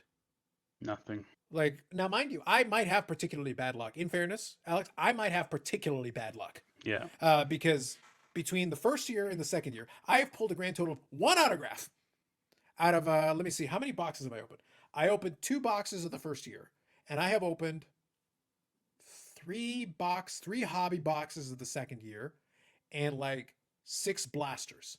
Okay. And I can't pull an autograph to save my life. I got That's plenty. brutal. I got plenty of mat cards. I got lots of mat. How many? You got some? You want some mat cards? I got you some mat cards. Too many Mac cards. Yeah, but that's the problem. Is that like, and even the box that we got for a very good price. We pulled a. It was a. We pulled another mat card, but we pulled the out of 50. We pulled one of the red ones. We did pull an exclusive of Stu Grayson. We pulled a mat card of. Help me on this one, Kentucky Gentleman. Chuck Taylor. Thank you, Chuck Taylor. It was the Chuck Taylor out of 50 mat rally, Okay. which is not terrible. I got 2 numbered cards in it, like 2 low numbered cards in it. That's not bad. See, and I hate to be that guy, but like in theory, great hits, right? Like so, No, I've seen worse. Like that's yeah. not terrible. That's not terrible. But again, I'm not that type of guy who's like, oh, what's the resale value, right? Like I'm not that kind of guy. But what is the resale value on those cards, right? Right. So for context, I opened one box of the first year, Mhm. 2021.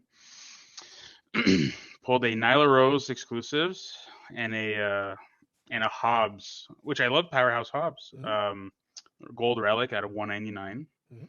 Those are my hits. Mhm. That's like what, $10 worth of, again, I'm not that guy, but like Well, $10 worth of cards. at release, it was not. At Yes. release, at release, it would have been fine. At Yeah. release, it wasn't too bad because the box prices are so high at that time that you actually would have gotten a little bit of return on that. Even the exclusives, like we were talking earlier, Yeah. even exclusives of like average people were like 20-30 bucks Yeah. because it had just come out. It was fresh out of the block. So and then high gloss certainly would go for a good price at release. Yes. And then as time went on, the market, eventually settled itself because the people, and we talked about this before, the people that wanted one got one. And Hmm. then once the people that wanted one got one, the demand fell through the floor Yeah. because it's thin. It's very thin. There are Paper player thin. collectors. There are people who are working on sets, but it's not so many. No. And It's not like hockey. Like hockey, in comparison to like basketball and baseball and football, is small. yeah, And then it's like wrestling's even smaller than that. So yeah. like, And we're also talking about the number two company. yes. Because if we're being fair, that's why I try to give the comparison. I talked to you about earlier, and I've shown on my Instagram. I said I grabbed some cards of JC Jane just to give Hmm. myself a bit of a challenge and to make it a little bit fun for me. But the thing is that even though Toxic Attraction is disbanded, even though they're doing the Shawn Michaels Marty Jannetty breakup angle, which is working out famously. Oh my god, the promos, they're hideous. The promos are NXT, so bad. NXT is so bad. It's horrific. It's But it's but but worse than check horrific. but check the price on the dual autograph of Toxic Attraction. Oh, I assume Like it like, still goes for good. You can get Gigi Dolan and JC Jane. You will still get $100 plus and change for that dual auto hmm, because because for better or worse, the WWE brand is still so strong yeah. that it still carries a lot, relatively speaking. Not for every again, not for every character, not for Hmm. everybody, but there's still a little bit of cachet. There are still some people that are collecting those. So you go get an immaculate, dual autograph of those two. It's an uncard auto, by the way. It's not a sticker auto. Very important. Yep. And they're very Um, nice cards. and I they're really very like. nice looking I cards, love well designed. Immaculate. And they use different pictures for all the different subsets. This is critically important. I cannot I know you convey this love enough. that. But, but it kills me. It hurts my soul. I showed off in a video my Britt Baker Spectrum.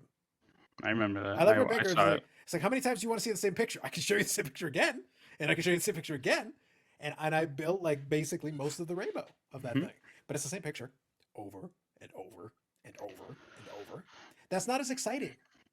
The Yeah. design matters. It does matter. It's part of the equation as well. And I know this is like the long like this is something that everyone always talks about, but sticker autographs versus on card. And again, I have a lot of some people hate sticker autographs. So, Mhm. like there's collectors out there that will not touch a sticker autograph unless their life depended on it. Yeah, I'm I have tons of sticker autos in my collection, sure. but again, it's only 3 sets that they've released, but there's AEW cards. There's literally no on-card autographs except for those. Remember those relics? Well, yes, but don't forget the buybacks. Yes, sorry, the buyback, I got one of those. I got one of those too. So which yes, we do. I don't mind. I don't Yeah, mind the buybacks. and I had a conversation with someone at Upper Deck. And the thought behind the buybacks was to give people some on card autographs as hits because they asked for it. So it was a way of them being able to deliver that to you Hmm. as an add on. So they were able to get those cards in the hands of the appropriate person, get them to sign it. Hey, now we've got an on card autograph. Mind you, it's not exactly what you're asking for, but it's still an on card autograph. You asked for an on Yes, card autograph and we gave you one. I agree. But at the end of the day, like you said, toxic attraction, Mhm, dual auto, nice design, mhm, on card. Like even like I'm sure you saw some of the quads, some of the trios in Immaculate. mhm. Like they look so good. But the reason I use them as an example is because, and you can help me out with this, just to give your opinion. Okay. So I say, like, I collect the Britt Baker one, as far as AEW is concerned, she's right at the top of the heap on Yeah. that side of the equation, big time. And obviously, Jamie Hayter is coming on that as well. You know, I think she could very well be in that position as well because, but again, it's dependent on how you book She them. has like no cards. It- She has one correct, set. 100% correct. One set. And that's a major issue. And they're losing that opportunity because it would help to have that. Listen, that's another person that could be a hit under the right circumstance if you have cards of them to pull, right? That's important. But she's right at the top of the heap. Yeah. And her base autographs, because of this, will still hold some value at about 3 figures. You can still get $100 ish, give or take, for a lot of the autographs, sticker auto or not. But Toxic Attraction can do that easily. Now, here's the thing: the two of them combined are nowhere near the pecking order. No. They're not even high on the pecking order of NXT. No. Like that's why I'm giving you like I'm making this almost as one-sided. I'm giving an advantage to the AEW talent almost as much as I can. It's like you're way higher on the pecking order. You're way more featured on the pecking order. You're on the posters. You're on the intro, the bumper to start off the show. Yep. These two are a former defunct tag team or a former defunct trio, who one of whom was released, and the other two of you have been broken up, and you're in this angle that no one actually gives a shit about. To be fair, with due respect, Nobody. no one cares. But you're both attractive ladies, but you're also on the secondary developmental brand. But the autograph cards will sell for good money. Yeah, and you're right. I didn't even think about that. They're not even top 5. For if you just go NXT, they're not even top 5. Not even. Nope. Like, yeah, Cora Jade, Roxanne that's the point. Perez. That's the reason I'm making this point. Yeah. The reason I'm being very specific in what I'm saying here. I'm saying like they're not even at the top of the heap on the developmental brand. Tiffany Stratton's ahead of them. Yeah. Easily. She's top 5, I would say. Yeah. So I'm like, so now imagine, and yet the sale price would suggest to you, oh yeah, the sale price is strong. That's more WWE's brand. It is. It's the WWE's brand. It's that the fact that Panini did a good job releasing this product, does have the on-card art, which adds to the appeal. But if no one cared about this person, it still wouldn't sell for that much. It's a matter of the brand, the product itself being released. But again, Upper Deck could have some of this too if the products were getting released at a regular cadence, so we could every 3 months or so. Because if you're doing like 4 or 5 products a year, great. About every 3 months or so, I should be getting. That means I'm about 2 products behind. I'm still at 2022 products that haven't released yet, and we're in 2023. We're heading towards the middle part of 2023. And it's funny because like it is a little bit, obviously, I know that's your kind of say. It's a little unfair because Upper Deck, or sorry, AEW is obviously not in the same stratosphere in terms of the appeal, I guess. But that's why I try to be fair about when I'm doing the comparison. I'm not picking Becky Lynch. I'm not picking like main roster top tier talents. Yeah. I went to the developmental brand, and they're still outpacing it. But if you had like a nice, like you said, you just need like a nice rotation of sets, right? Like, Yes. again, we're not trying to say that they're going to come out of the gates because, they've only been making wrestling cards for 2 years or whatever it is. But if you get that rotation and then you have, let's say every year you have a SP Authentic, I'm not saying they have to make SP Authentic AEW or like, Could you imagine a future watch MJF? I mean, hilarious. That'd be hilarious. I would probably buy one. But if you had like, imagine you had an exquisite AEW. Can you imagine those? I can. I'm poor, Alex. I'm poor. Like, in the course of this conversation, I've gotten poorer. Like people would buy that. Like probably because you're talking about an Immaculate card. Immaculate, people are buying it because of the brand, right? Like Immaculate's super popular in all the other sports, and I love it too. It's a high end set. But if you had like an exquisite AEW, that'd be great. Actually, have they even thought about that? Ask your contacts at Upper Deck. I've had some conversations about this, and there are some things. Look, I'll without spoiling because it's not my place to do that. Of course. I can say there are a couple of things planned that would be interesting. There are some things planned, especially in the memorabilia side, that can make things interesting. But again, not my place to say. It's for them to say, not for me. But I agree. Like, I think there is some brand equity in some of the other brands that would be. But there's nothing wrong. Like, you talked about Allure, and you got the beautiful line about Allure. Well played by you. Thank you. But I will say, though, there are some elements of that Allure product that they were doing that I think would have been interesting, because I did like the fact that they did kind of that insert subset where you could have like that rainbow, the gradient. I think that's a great looking subset. I do think some of the parallels on it at least give people something to chase. It makes it interesting. And the gradient one, like I said, even the toughest version of it is not that tough. It actually gives you, it's fair. It gives you a reasonable target to aim for as a player collector, so to speak. But again, we don't have the product, so it doesn't matter. And again, It's a great concept. I don't even mean to pile on the set itself, but Yeah. if you're gonna drop that set for the first time in the wrestling space, as everyone calls it, man, you can't drop that right after Metal Universe. And then I think you have to have a bit of mix. The problem is it should have been more spaced out. To your point, that's the thing, you can't be right after. You know, if it's the next release, yeah, and usually releases are what, every couple of months or every it would something have like been, yeah. that. But It would have been. But I agree. But that's kind of where we ran into that problem is that, and the thing is, even if I look at the 2023 flagship product, just scanning hmm through here with a list, there are going to be more inserts in that one. yeah, So it's going to break it up a little bit more and offer. Like we're going to have Dazzlers. We're hmm going to have some of the stuff that if you're familiar with Upper Decks things, it's going to be in there. Well, Dazzlers is a fun little insert set, which gives people something to chase. That's great. And then you've got some other ones that are getting used in some of these other things. If you're familiar with the hockey product, you're going to recognize some of the concepts. They're going to yeah, name them a little differently, but you'll know what it is playing hmm off of. Dazzlers, obviously, they didn't even change it. yeah, They kept it the same. But you're going to get a little taste of that. You're going to have autographs. You're going to have memorabilia. You're going to have a lot of these different things that are going to play into it. Uh, you've literally got these subsets so you're going to have a little bit more inserts in the same box. And if the price point of the box is about the same, you're going to feel like you're getting a little more value, even if it yeah. doesn't really matter in the long run. You're going to feel like you're getting more per pack, put it that way. But the problem is the product has to come out. It doesn't matter. Like everything I'm saying, it could be the most wonderful product. We could have Exquisite. Look, they can Yeah. announce Exquisite today. Cool. When's it coming out? Well, like last time we spoke, this was like months ago, right? Like this, Yeah. we had one of these videos. It was you. I did 2 or 3 different ones, including one with yourself, where we were having conversations like this in January. And I think we ended off the episode with you saying something about Metal Universe, Mhm. and I was like, I'm afraid for like my wallet. Mhm. I'm like, hey, I'm not afraid anymore because it's never coming out. Wow, such confidence. No, I'll send that clip over. I'll send that clip over. It's like, wow. It's like one of the most influential wrestling. He's got wrestling cards made after him. no, Oh don't do it. man. No. No, like during the pandemic and everything, like this is kind of off topic, but So yeah. ComC, I loved ComC. Like I looked at my sales or whatever. It's just like 2011 or whatever it was. Right. I've been on ComC. I love ComC, but Sure. during the pandemic, they were not good. Like they took a while.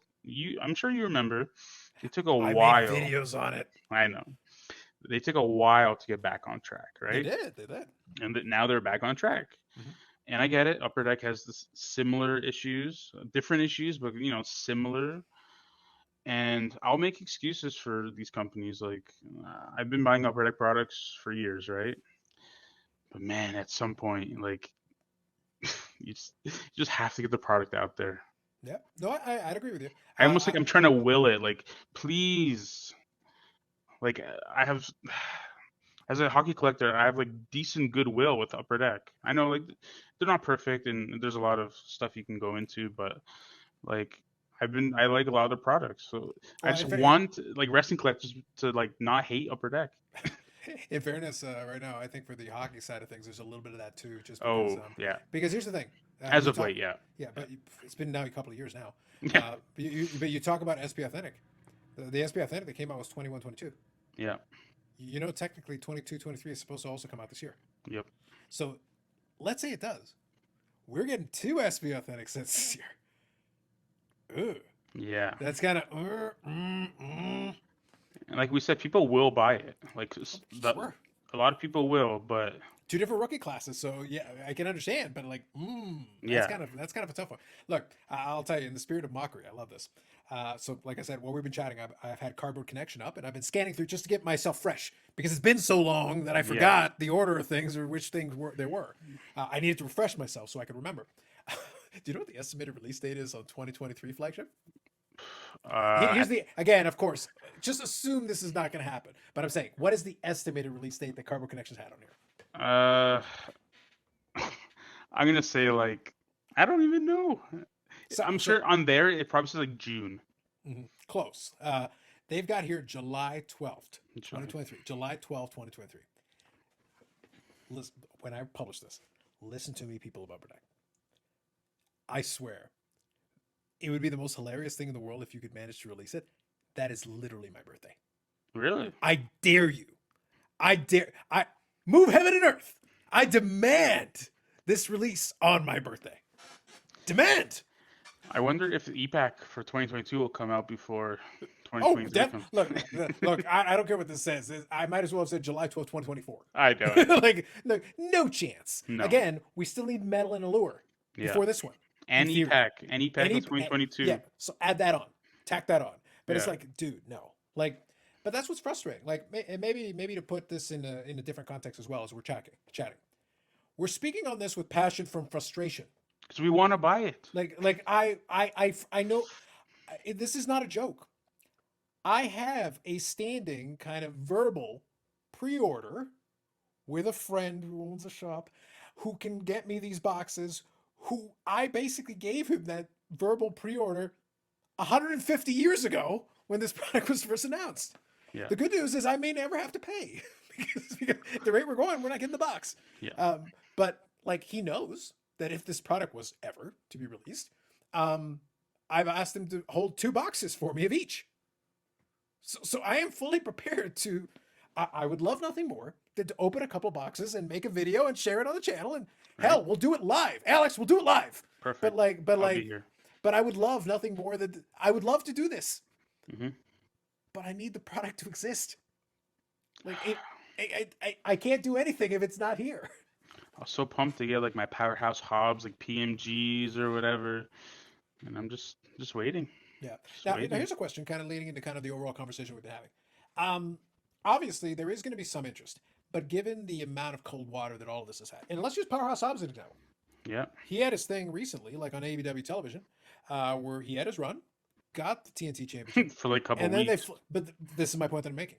This is the booking part of it. This is the AEW side controlling of it. There's a lot of folks that are being hard done by a lot of the way this is being structured, and I'm sitting there like, you're putting cold water on the product. The manufacturer's putting cold water on the product by not having it released. Is there going to be much buzz by the time we get the metal?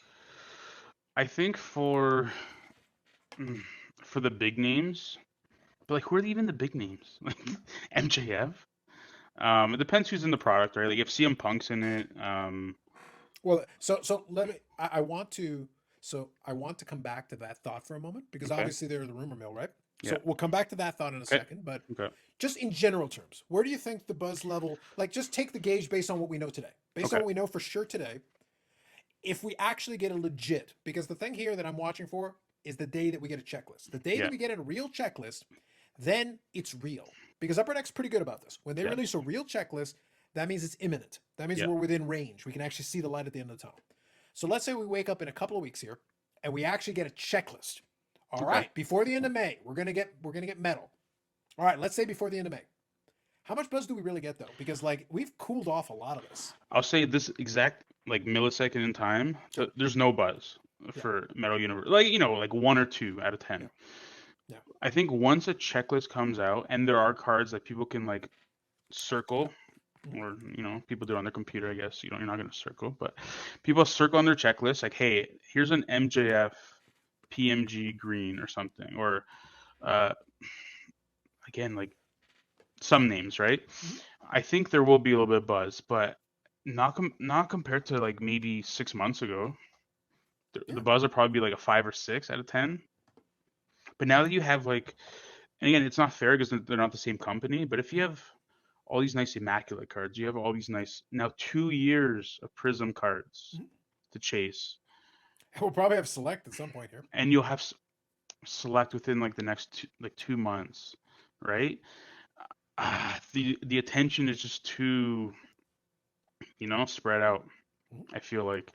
But if this was maybe even the dead time before, actually there's no dead time because Panini just keeps producing good stuff. Like I said, I mentioned that right now there's one scheduled to happen this month, within Yeah. about the next 2 weeks, give or take. And again, if they hit, well, there is another Revolution, and Revolution was a pleasant surprise for a lot of Yeah, folks last it's pretty run. nice. So I think there'll be some. I think for the WWE folks, there'll be some enthusiasm for the Prism product because they did a decent job last time, and Yeah. the price point on those is not crazy. It's pretty reasonable.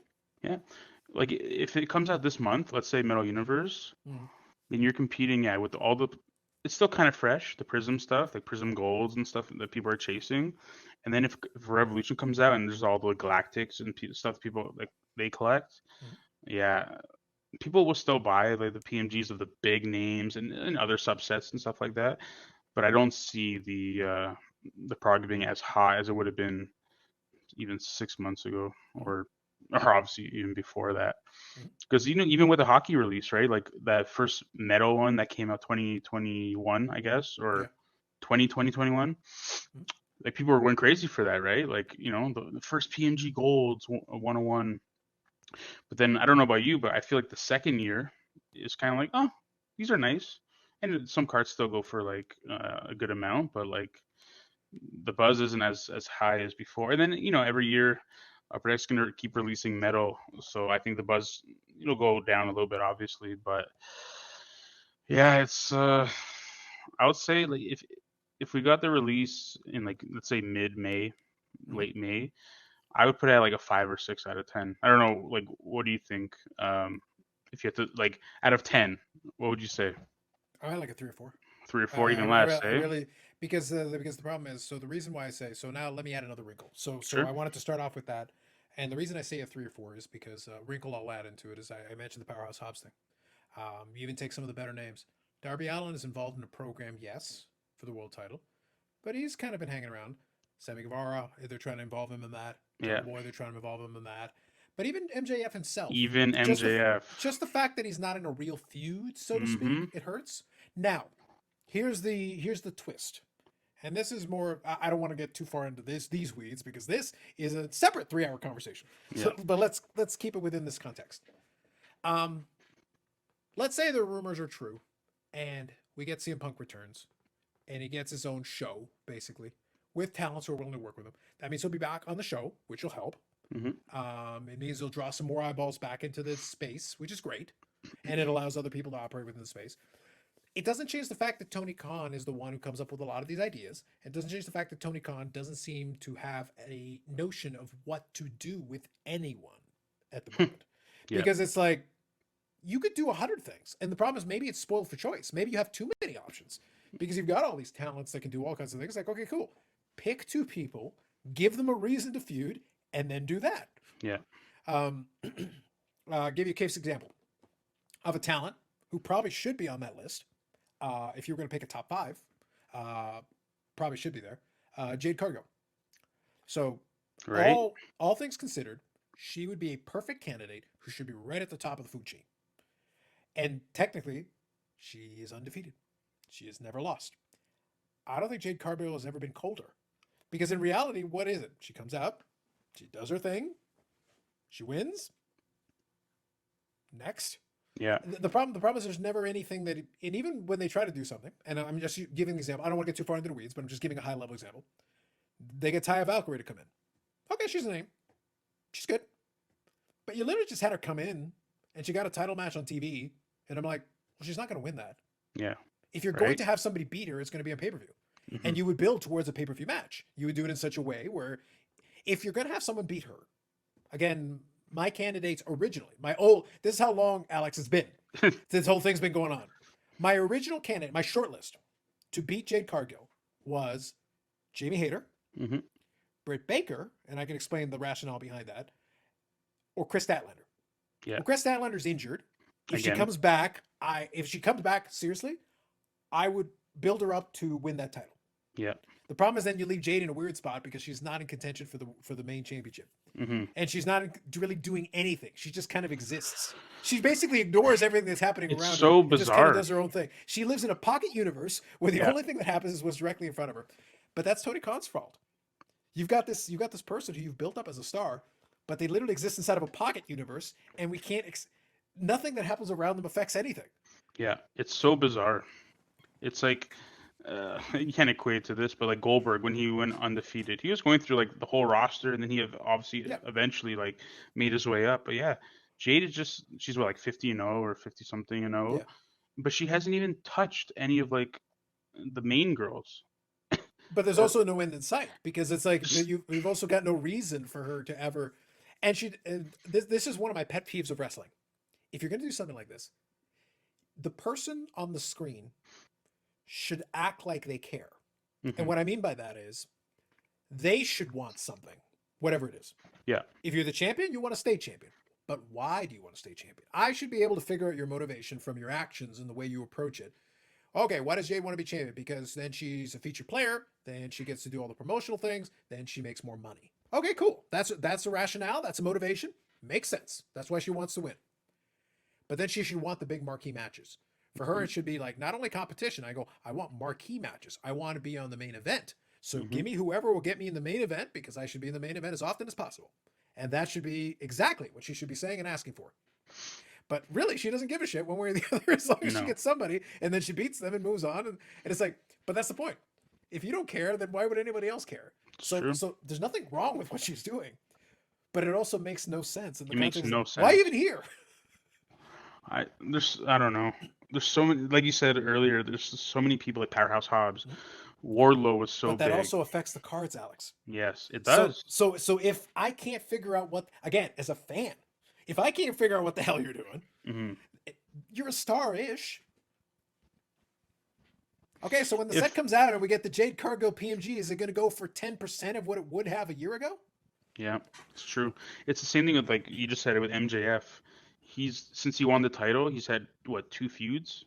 Mhm. He beat sorry, sorry, he has had three. He beat Ricky Starks, which I love Ricky Starks, but that was like, a couple weeks. And then he faced Bryan Danielson, and then now he's in this like giant pillar kind of thing. But like he's kind of coming in doing the same thing every week, but he should be like in all sports they say generational talent, right? Like he should be like up here. And now with the pillar stuff, he's with like Sammy Guevara, who's kind of always been like Jericho's lackey. He's with Darby Allin, who's kind of just like, just been there. Jungle Boy, who's in a feud with Luchasaurus for like 2 years. And now you're like kind of just bringing him down to their level. Again, I get it. They need competition for the belt and all that stuff. But like, same thing. Like you just said with Jade Cargill. If you if you had like a green PMG of MJF come out after like that whole storyline with CM Punk, Mhm. that thing would have gone for like 4 digits, easy, like high fours. Mhm. Now, if you release it, what does that go for? I think you can still get to 1,000, but Yeah, it's going to be low. It's going to be low. It's going to be 1,000 change as yeah. opposed to the alternative.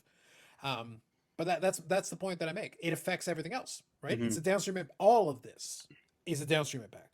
Not having the releases, not having the product available, leaving the audience that is interested sitting there going like, Yeah. so you're gonna just okay, I'm ready now. Can we do the thing? Can we do it now? Yeah. All Like right, fine. Wake me up when it's ready. a guy like Wardlow who beat MJF before that whole like the no show stuff. He was red hot. His like his plates from 2021 could have sold for like like $1,000, like four Mhm. figures, Right. high hundreds. We mentioned this before. Mhm. Now they go for like a couple hundred, Mhm. and those are supposed to be rookie, Mhm. like one-on-one plates. Mhm. And that's going to impact the entire rest. That's going to impact the next releases. Oh All of yeah, this is going to impact the next releases there was a because there's a high gloss from 2022 that went like yesterday or today for like 20 something dollars of Mhm. Wardlow. 20 something Yep. for a guy who's supposed to be like upper card. I get it. It's not first year, it's second year, but like 20 something dollars. And he's champion again with a secondary belt that at this moment doesn't mean anything because of the way again the on-screen product has an impact on the way Hmm. that this is perceived and it's like all of a sudden the hits that would have been hits 6 months ago have taken a hit Yeah. literally so to speak. um so like okay, so let me throw in another variable. So I threw in one variable, let me throw in a different variable. Okay, so let's say the rumors are true. Let's say they figure out, like I said earlier, let's say they figure out the CM Punk thing to bring him in. Okay, cool, that's going to be one more hit. Hmm. That's good, at least in the short run, Yeah. assuming they can get the setup. At least that's a star. Like they don't have a lot of stars. Yeah, That'll be a star guy in the set. but that's the fault of the booking because you can make a star out of nothing. You don't. I'll do a callback for anybody who is a wrestling fan. Does anybody remember Ryback? Hmm. Okay, I do. Ryback has zero talent. Like Yeah. he basically was just a big dude.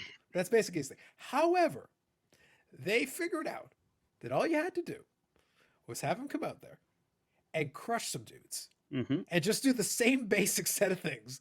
And after a while, the audience started. There was a moment, a brief, shining moment, where you could have had Ryback beat CM Punk for the WWE Championship, and people were actually would have been all right with it.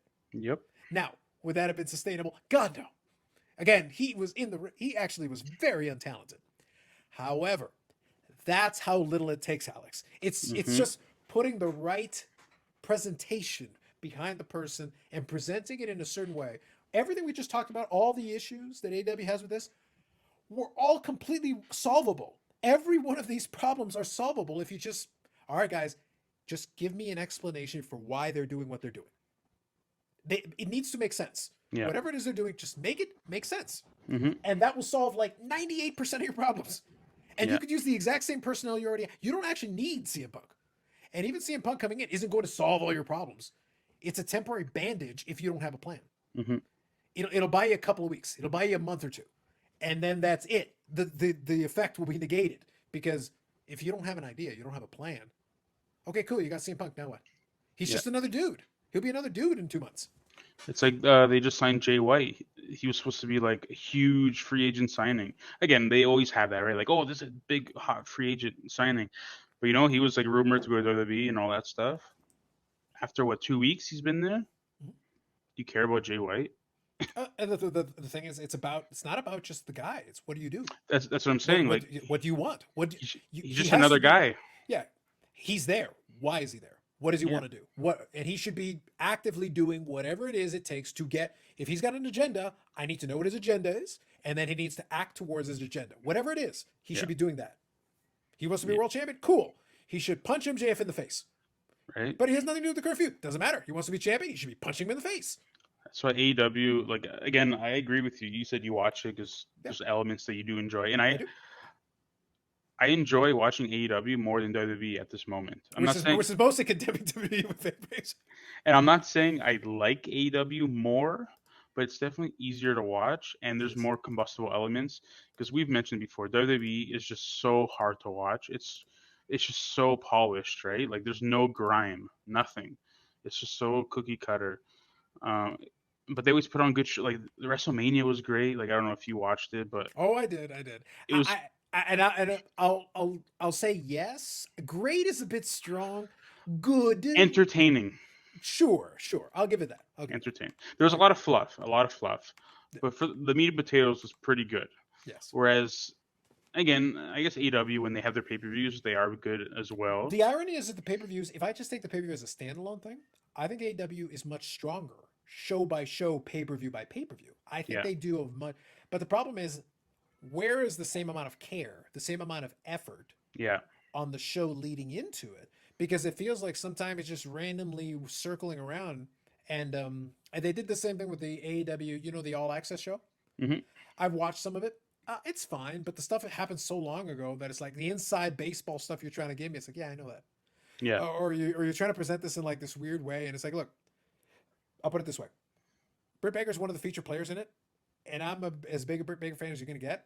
And it's like, I think you put a little too much Britt in there, and you got to mix it in with some of the other folks in order to make this work. Because otherwise, it's just all right. Ask Britt Baker a question about this, yeah, and this is Britt Baker talking to this person, and this is Britt Baker talking to this person. It's like, okay, guys.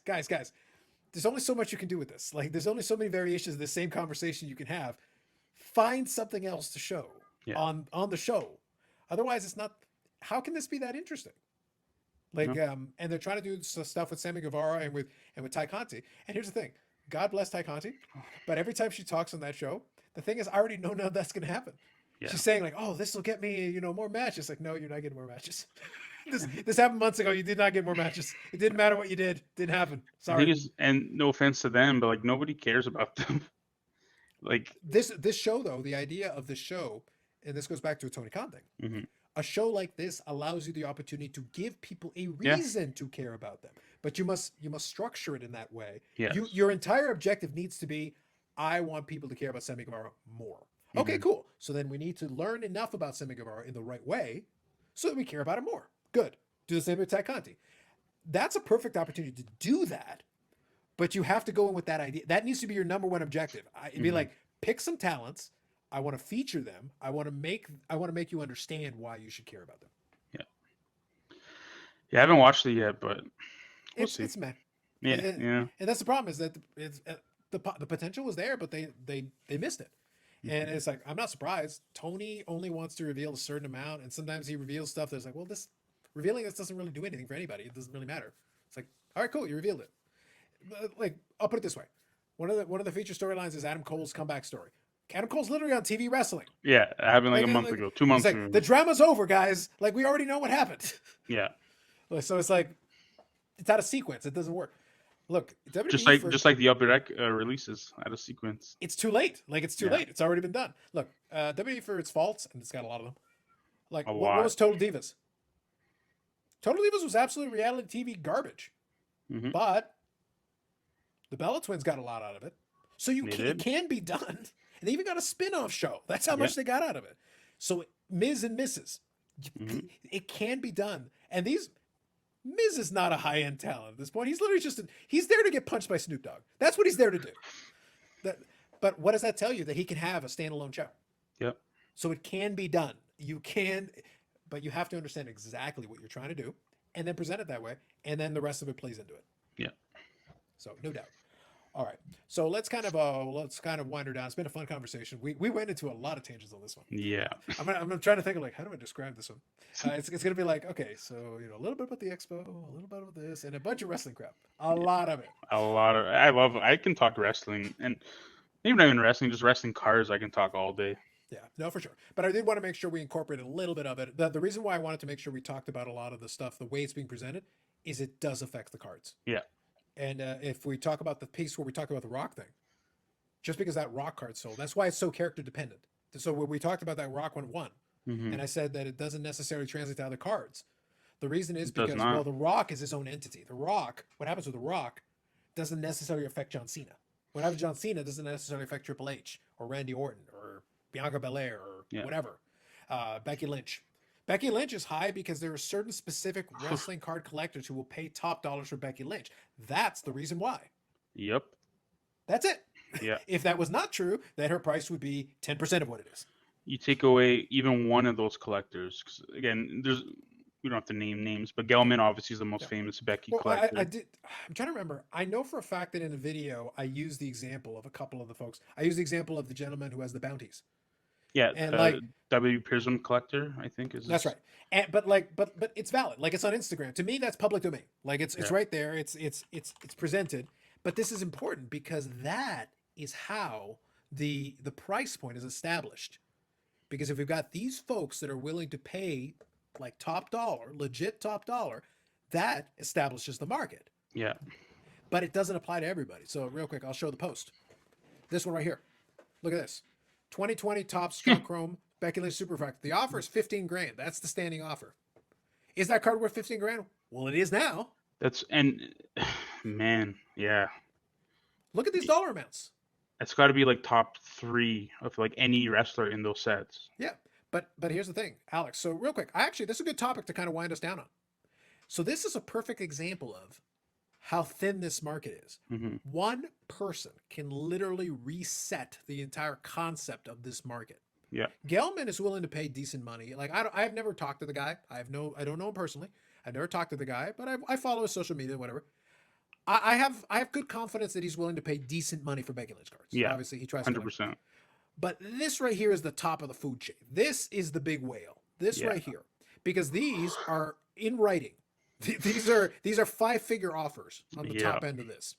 So when you have that, you automatically, if you're a person who pulls these cards or has these cards or whatever in your brain, you already have a standing 15K offer. Yeah. That's nuts. That kind of resets you. That kind of resets your mindset, doesn't it? Yeah. So you have to play. That is a huge factor. That plays right into the price point of that marketplace. Well, I can tell you again, not nearly in that sphere, but I collect those 2020 finest red refractors out of Yes.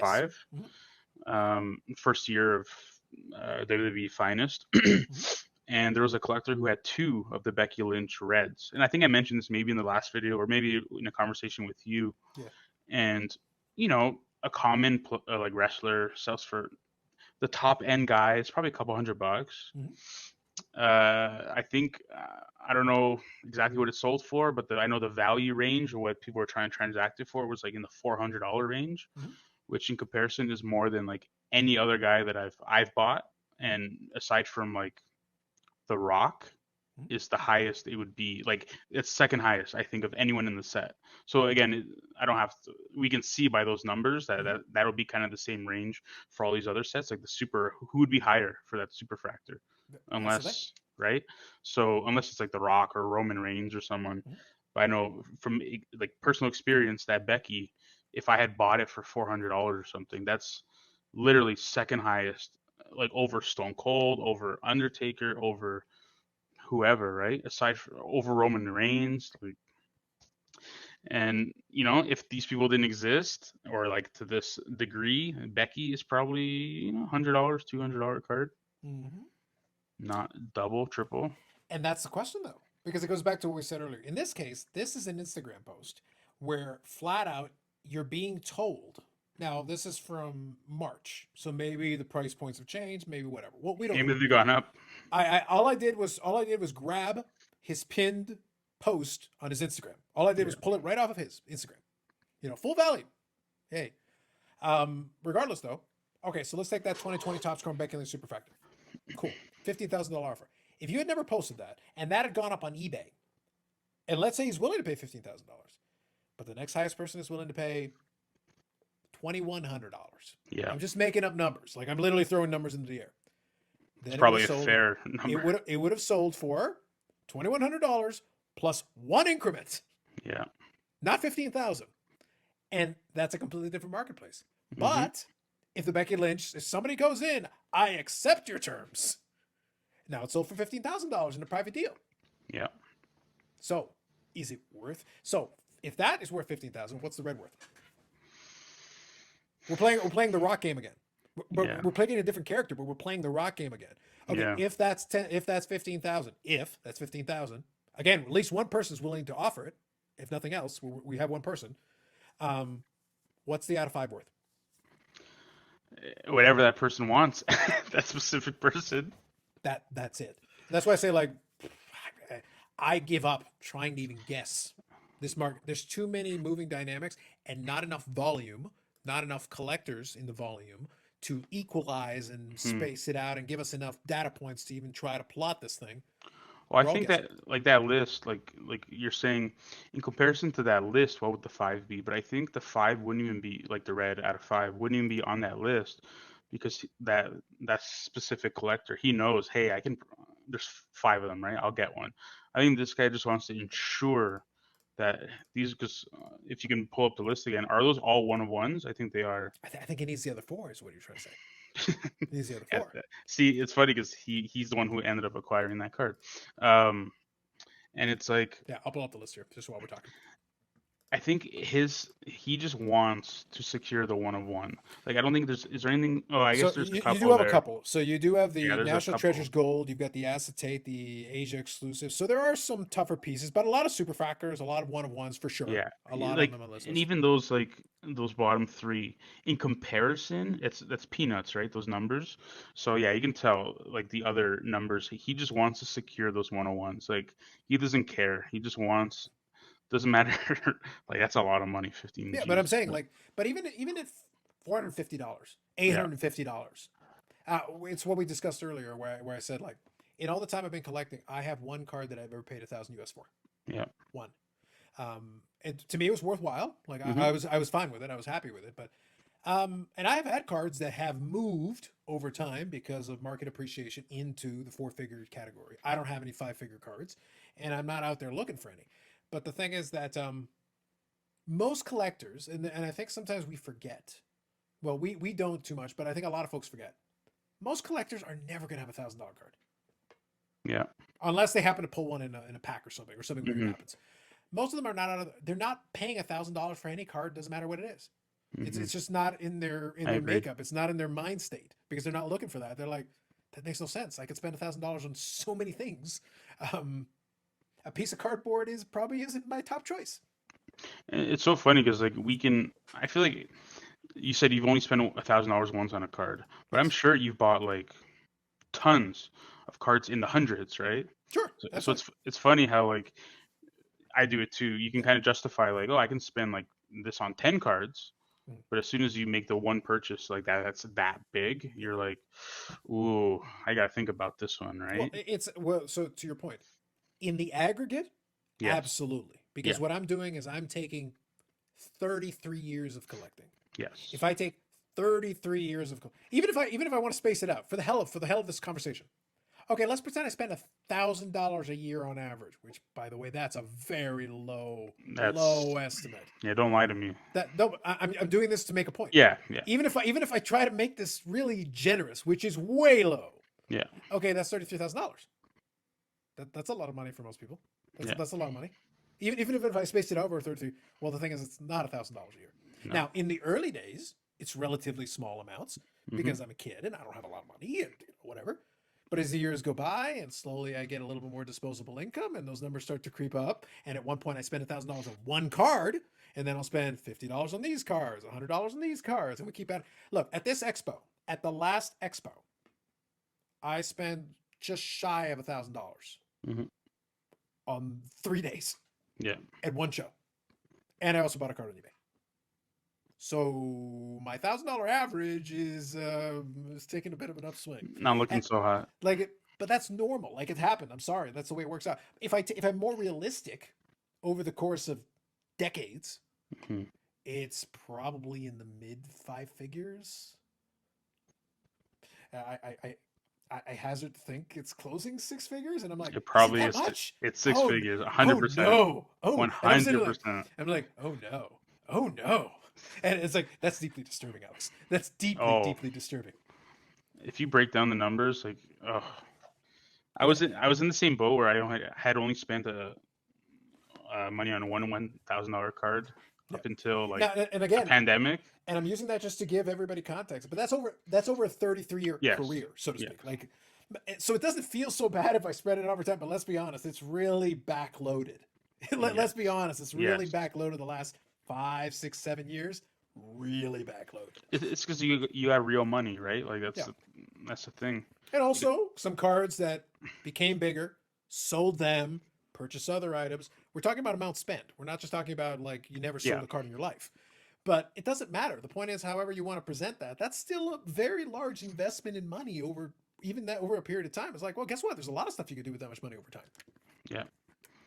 But the thing is, to some people, that's peanuts. Where you spent like, man, 15 G's. Like I don't know about you. I don't have 15 G's to just drop. Alas, on, no. especially not on a card. Unless the Fanatics lawyers are finally ready to bless me. Here we go. And I'm willing to sell it so hard. I've been very clear about this. I will sell it so hard. Yes, you will. Now, if they want to do that, then we can revisit this conversation. Of course. Then I'll offer $15,005 for that Beckley Superfactor, Perfect. just out of spite. Out of spite, yeah. Oh, like, listen, Alex, But I'm sure he would up the offer. Though. He would probably up the fine. value. I'll keep it there. It's like plus $1, but plus $1. So good. Yeah, that was a joke with my buddy's dad. He had this nice basement that it was redone. My buddy's from university, so his dad retired from teaching, and he got a big lump sum payment, and he was going to get a nice TV for his nicely finished basement and everything. And he went over to the thing, went to the store. Now we're into tangent personal story. I love it. Stories. So he goes down there and he's looking like a 55-inch TV or whatever. And then the salesman is like, I thought you said you wanted a real TV. And it's like, oh, did you just question his manhood? Oh, look what you did. So he bought a 67-inch TV. Jesus. Now this is years ago now, but this was like an enormous television. Like this thing was like monstrous. Yeah. Like how do you get it through the door? It was absurd. But I remember because I would visit a bunch and we would hang out and we used to do Super Bowl parties and things. And it'd be in the basement. You have this gigantic big ass TV and we're all sitting there eating snacks and watching this monster television. But I always used to joke with my buddy. I go, if I ever he goes, Carlos, what would you ever do if I won the lottery? Oh, easy. It's like, I go to a place that did custom televisions. He goes, I buy a 67.5-inch TV. Here we go. Just to spite you. I want you to know that it's 67.5. But Carlos, there's 70. That's not the point. The point is I want it to be 67.5 inches. So that your TV is the small one. So good. But that's how you do it. It's like, you're just like, I don't want to look, I didn't say $150,000. I want to be $1 higher than your offer so you still lose. And you know it's $1. And that pisses you off more. Yeah. That's way more infuriating. It Way is worth it. infuriating. That's exactly it. That's the point, Alex. If you're gonna troll and you're gonna really get somebody, then you do it in the way that hurts the most. And I feel like on Friday there will be a lot of hurt feelings due to There are trolling. allegations. There might be something. There might be something. So But anyway, he might. Some people might store him out. I'm just saying. mm, it's a risk I'll have to take. That's okay. It's a risk I'll have to take. But yes, but the key though to your point here is that it's individuals like this that make the market sometimes a little bit really complicated to figure out. And Yeah. there's nothing wrong with what he's doing, by the way. You know, No. full value to like that's why I say like I respect it. Full value to him. If he likes to collect this Becky Lynch, and this is what he wants to do, and literally one of the subheadings on his Instagram profile, like the little bio thing, paying the highest prices for the rarest Becky Lynch cards. Very well. You have made this abundantly. You have stated this. Yeah.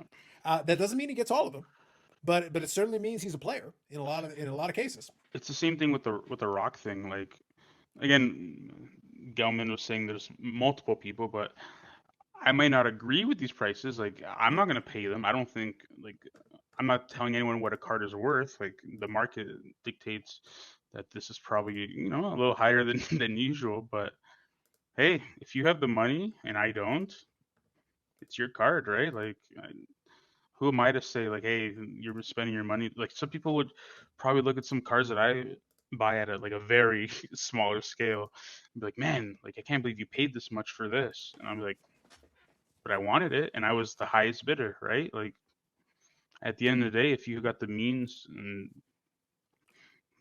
like how can you knock it, right? Yeah, that's the thing. But that's the reason why I did that little math exercise where I'm sitting there like when I think about it, it's like I don't because it was death by a thousand paper cuts.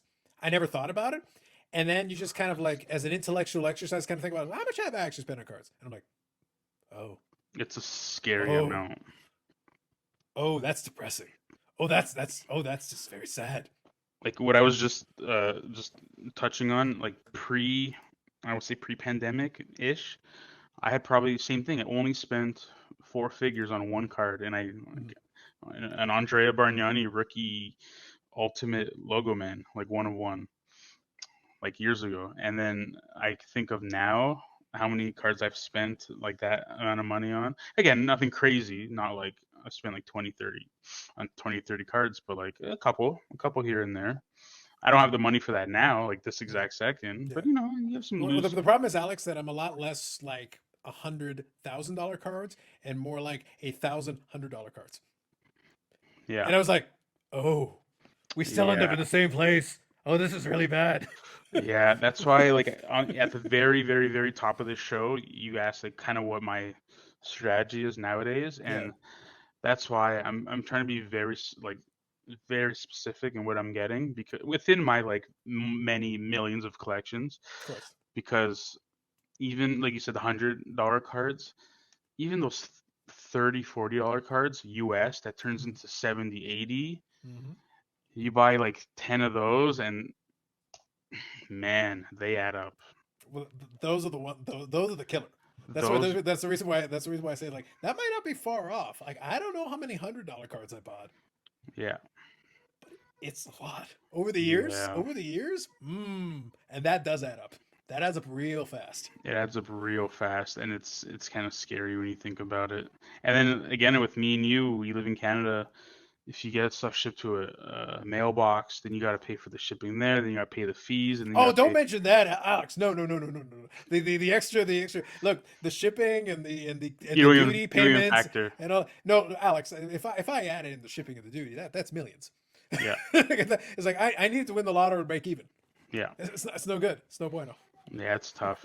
It's it's real tough. But I mean, it's the hobby that we're in, right? Like if Well, you want to, on that note, I think that would be a good time to mention that everything we said here is not financial advice because clearly we don't know how finances. We are terrible at them. yes, I'm awful. Like this is truly this is some very sobering thoughts. Yeah, Very sobering thoughts. Does that mean I'm going to stop what I'm doing? Probably not. But at the same time, it is sobering. yeah. It is. It is. Doesn't change what I'm going to do, but No, not at all. sobering nonetheless. Yeah, I agree. Should have just probably bought another house. It would have been cheaper. Yep. Yeah. Yeah, it's Oh all well. right. Yeah, no, Oh, a lot of nice cards to look at. it is true. It is true. That is helpful. Well, Alex, an absolute pleasure as always. I won't wait. I won't wait quite as much time to bring you back because again, we might not get another AW set for another couple of years. So we'll just find it. We'll find a different topic and we'll just chat on that. Or maybe we'll Yeah, talk some indie wrestling. You never know. Maybe we'll have some yeah, more stories by then. I'm down. Yeah, yeah. Well, either way, we're gonna have. I'll tell you this. Maybe this will be the angle we'll take on it. We're all gonna go. We're gonna go to the Forbidden Door thing. So Here I we think are. that could be exciting. That could be fun. Hopefully, we get through the door. Mm. It'll be tough. We get stuck on the one side. Yeah, it happens. But no, that should be fun. I'm looking forward to a lot of that stuff, especially, and we're gonna have the AEW Summer Swing, and Hmm. maybe they'll figure their thing out. Maybe along the way in the Summer Swing, they could find somebody that could print the damn cards and actually get them released. That'd be great. Yeah, that'll be nice. Yeah, that'll be, We'll cross our fingers on that. Anyway, otherwise, Alex, obviously you've got the Joe Sakic 19XX. I think that's one way they can follow you. yes. Is that kind of the best one? I think that's the handle on Instagram, right? Yeah, that's my handle on Instagram, YouTube, Twitter, eBay, ComC, buy my stuff. Um, Well, and considering we just talked about the spending, please buy stuff. Please. please, I'll take any offer on ComC. Not any offer, but any reasonable offer. Yeah, I'm the same as my on Instagram. I think my first little header thing says same bad username since 2006. So that username is my username for everything. So that's where you can find me. Very nice. Now I just need to get you posted a little bit more on YouTube. I was checking it out. I was like, we need a little more postings on YouTube. Come on. Yeah, I used to do a lot of videos back in the day, like Mm. 05, 06, Mm-hmm. opening like boxes with my sister back in the day.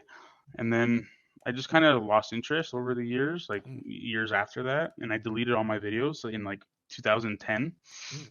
And then yeah, I still have like I think all my subs, it's like 250 subs. It's all from like back then.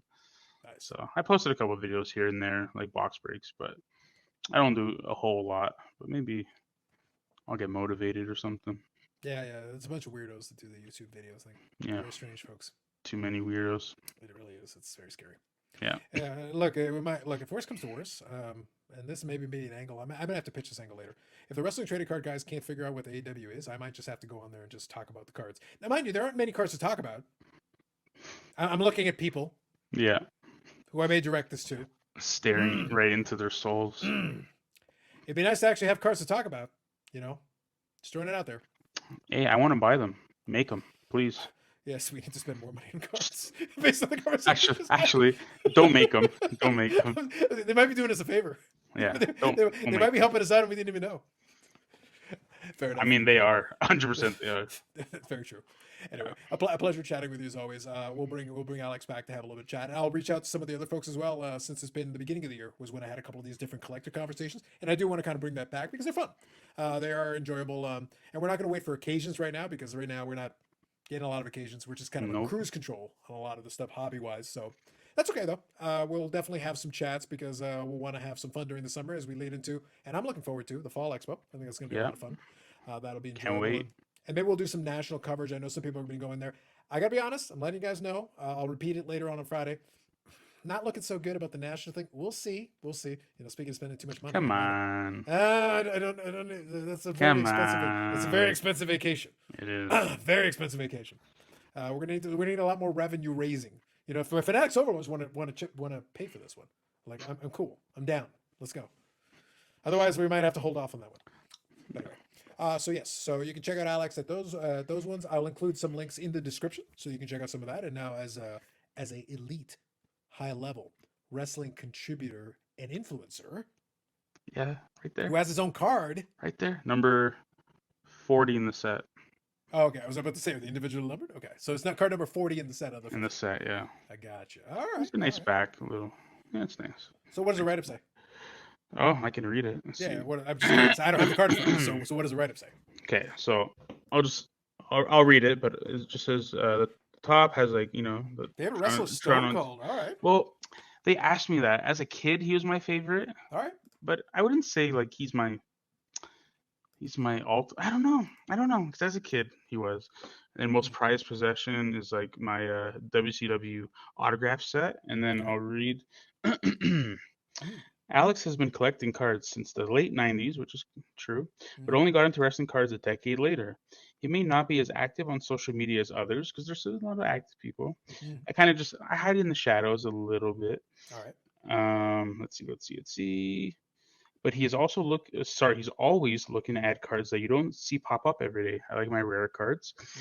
Just like a Scott Steiner promo, his collection is very diverse but highly entertaining. Mm. But Yeah. does your collection spell disaster and sacrifice? Yes.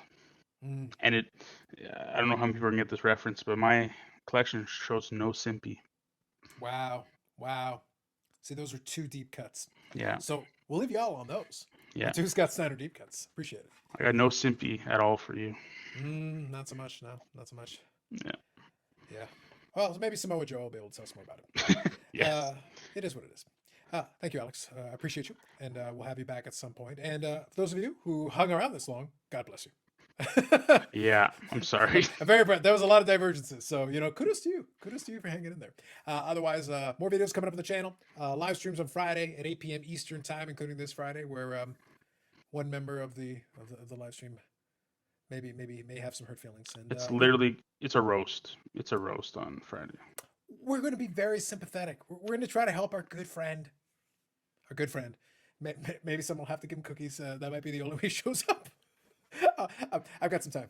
I mean, We'll figure it out. if there's cookies, I'll be there. Oh, so good. Yeah. We'll figure it out. But that'll be on Friday. And otherwise, there'll be more videos coming up on the channel. I think there may be a mail day coming up in the morning on Monday. So we may begin May with a mail day, and that'll be Okay. fun.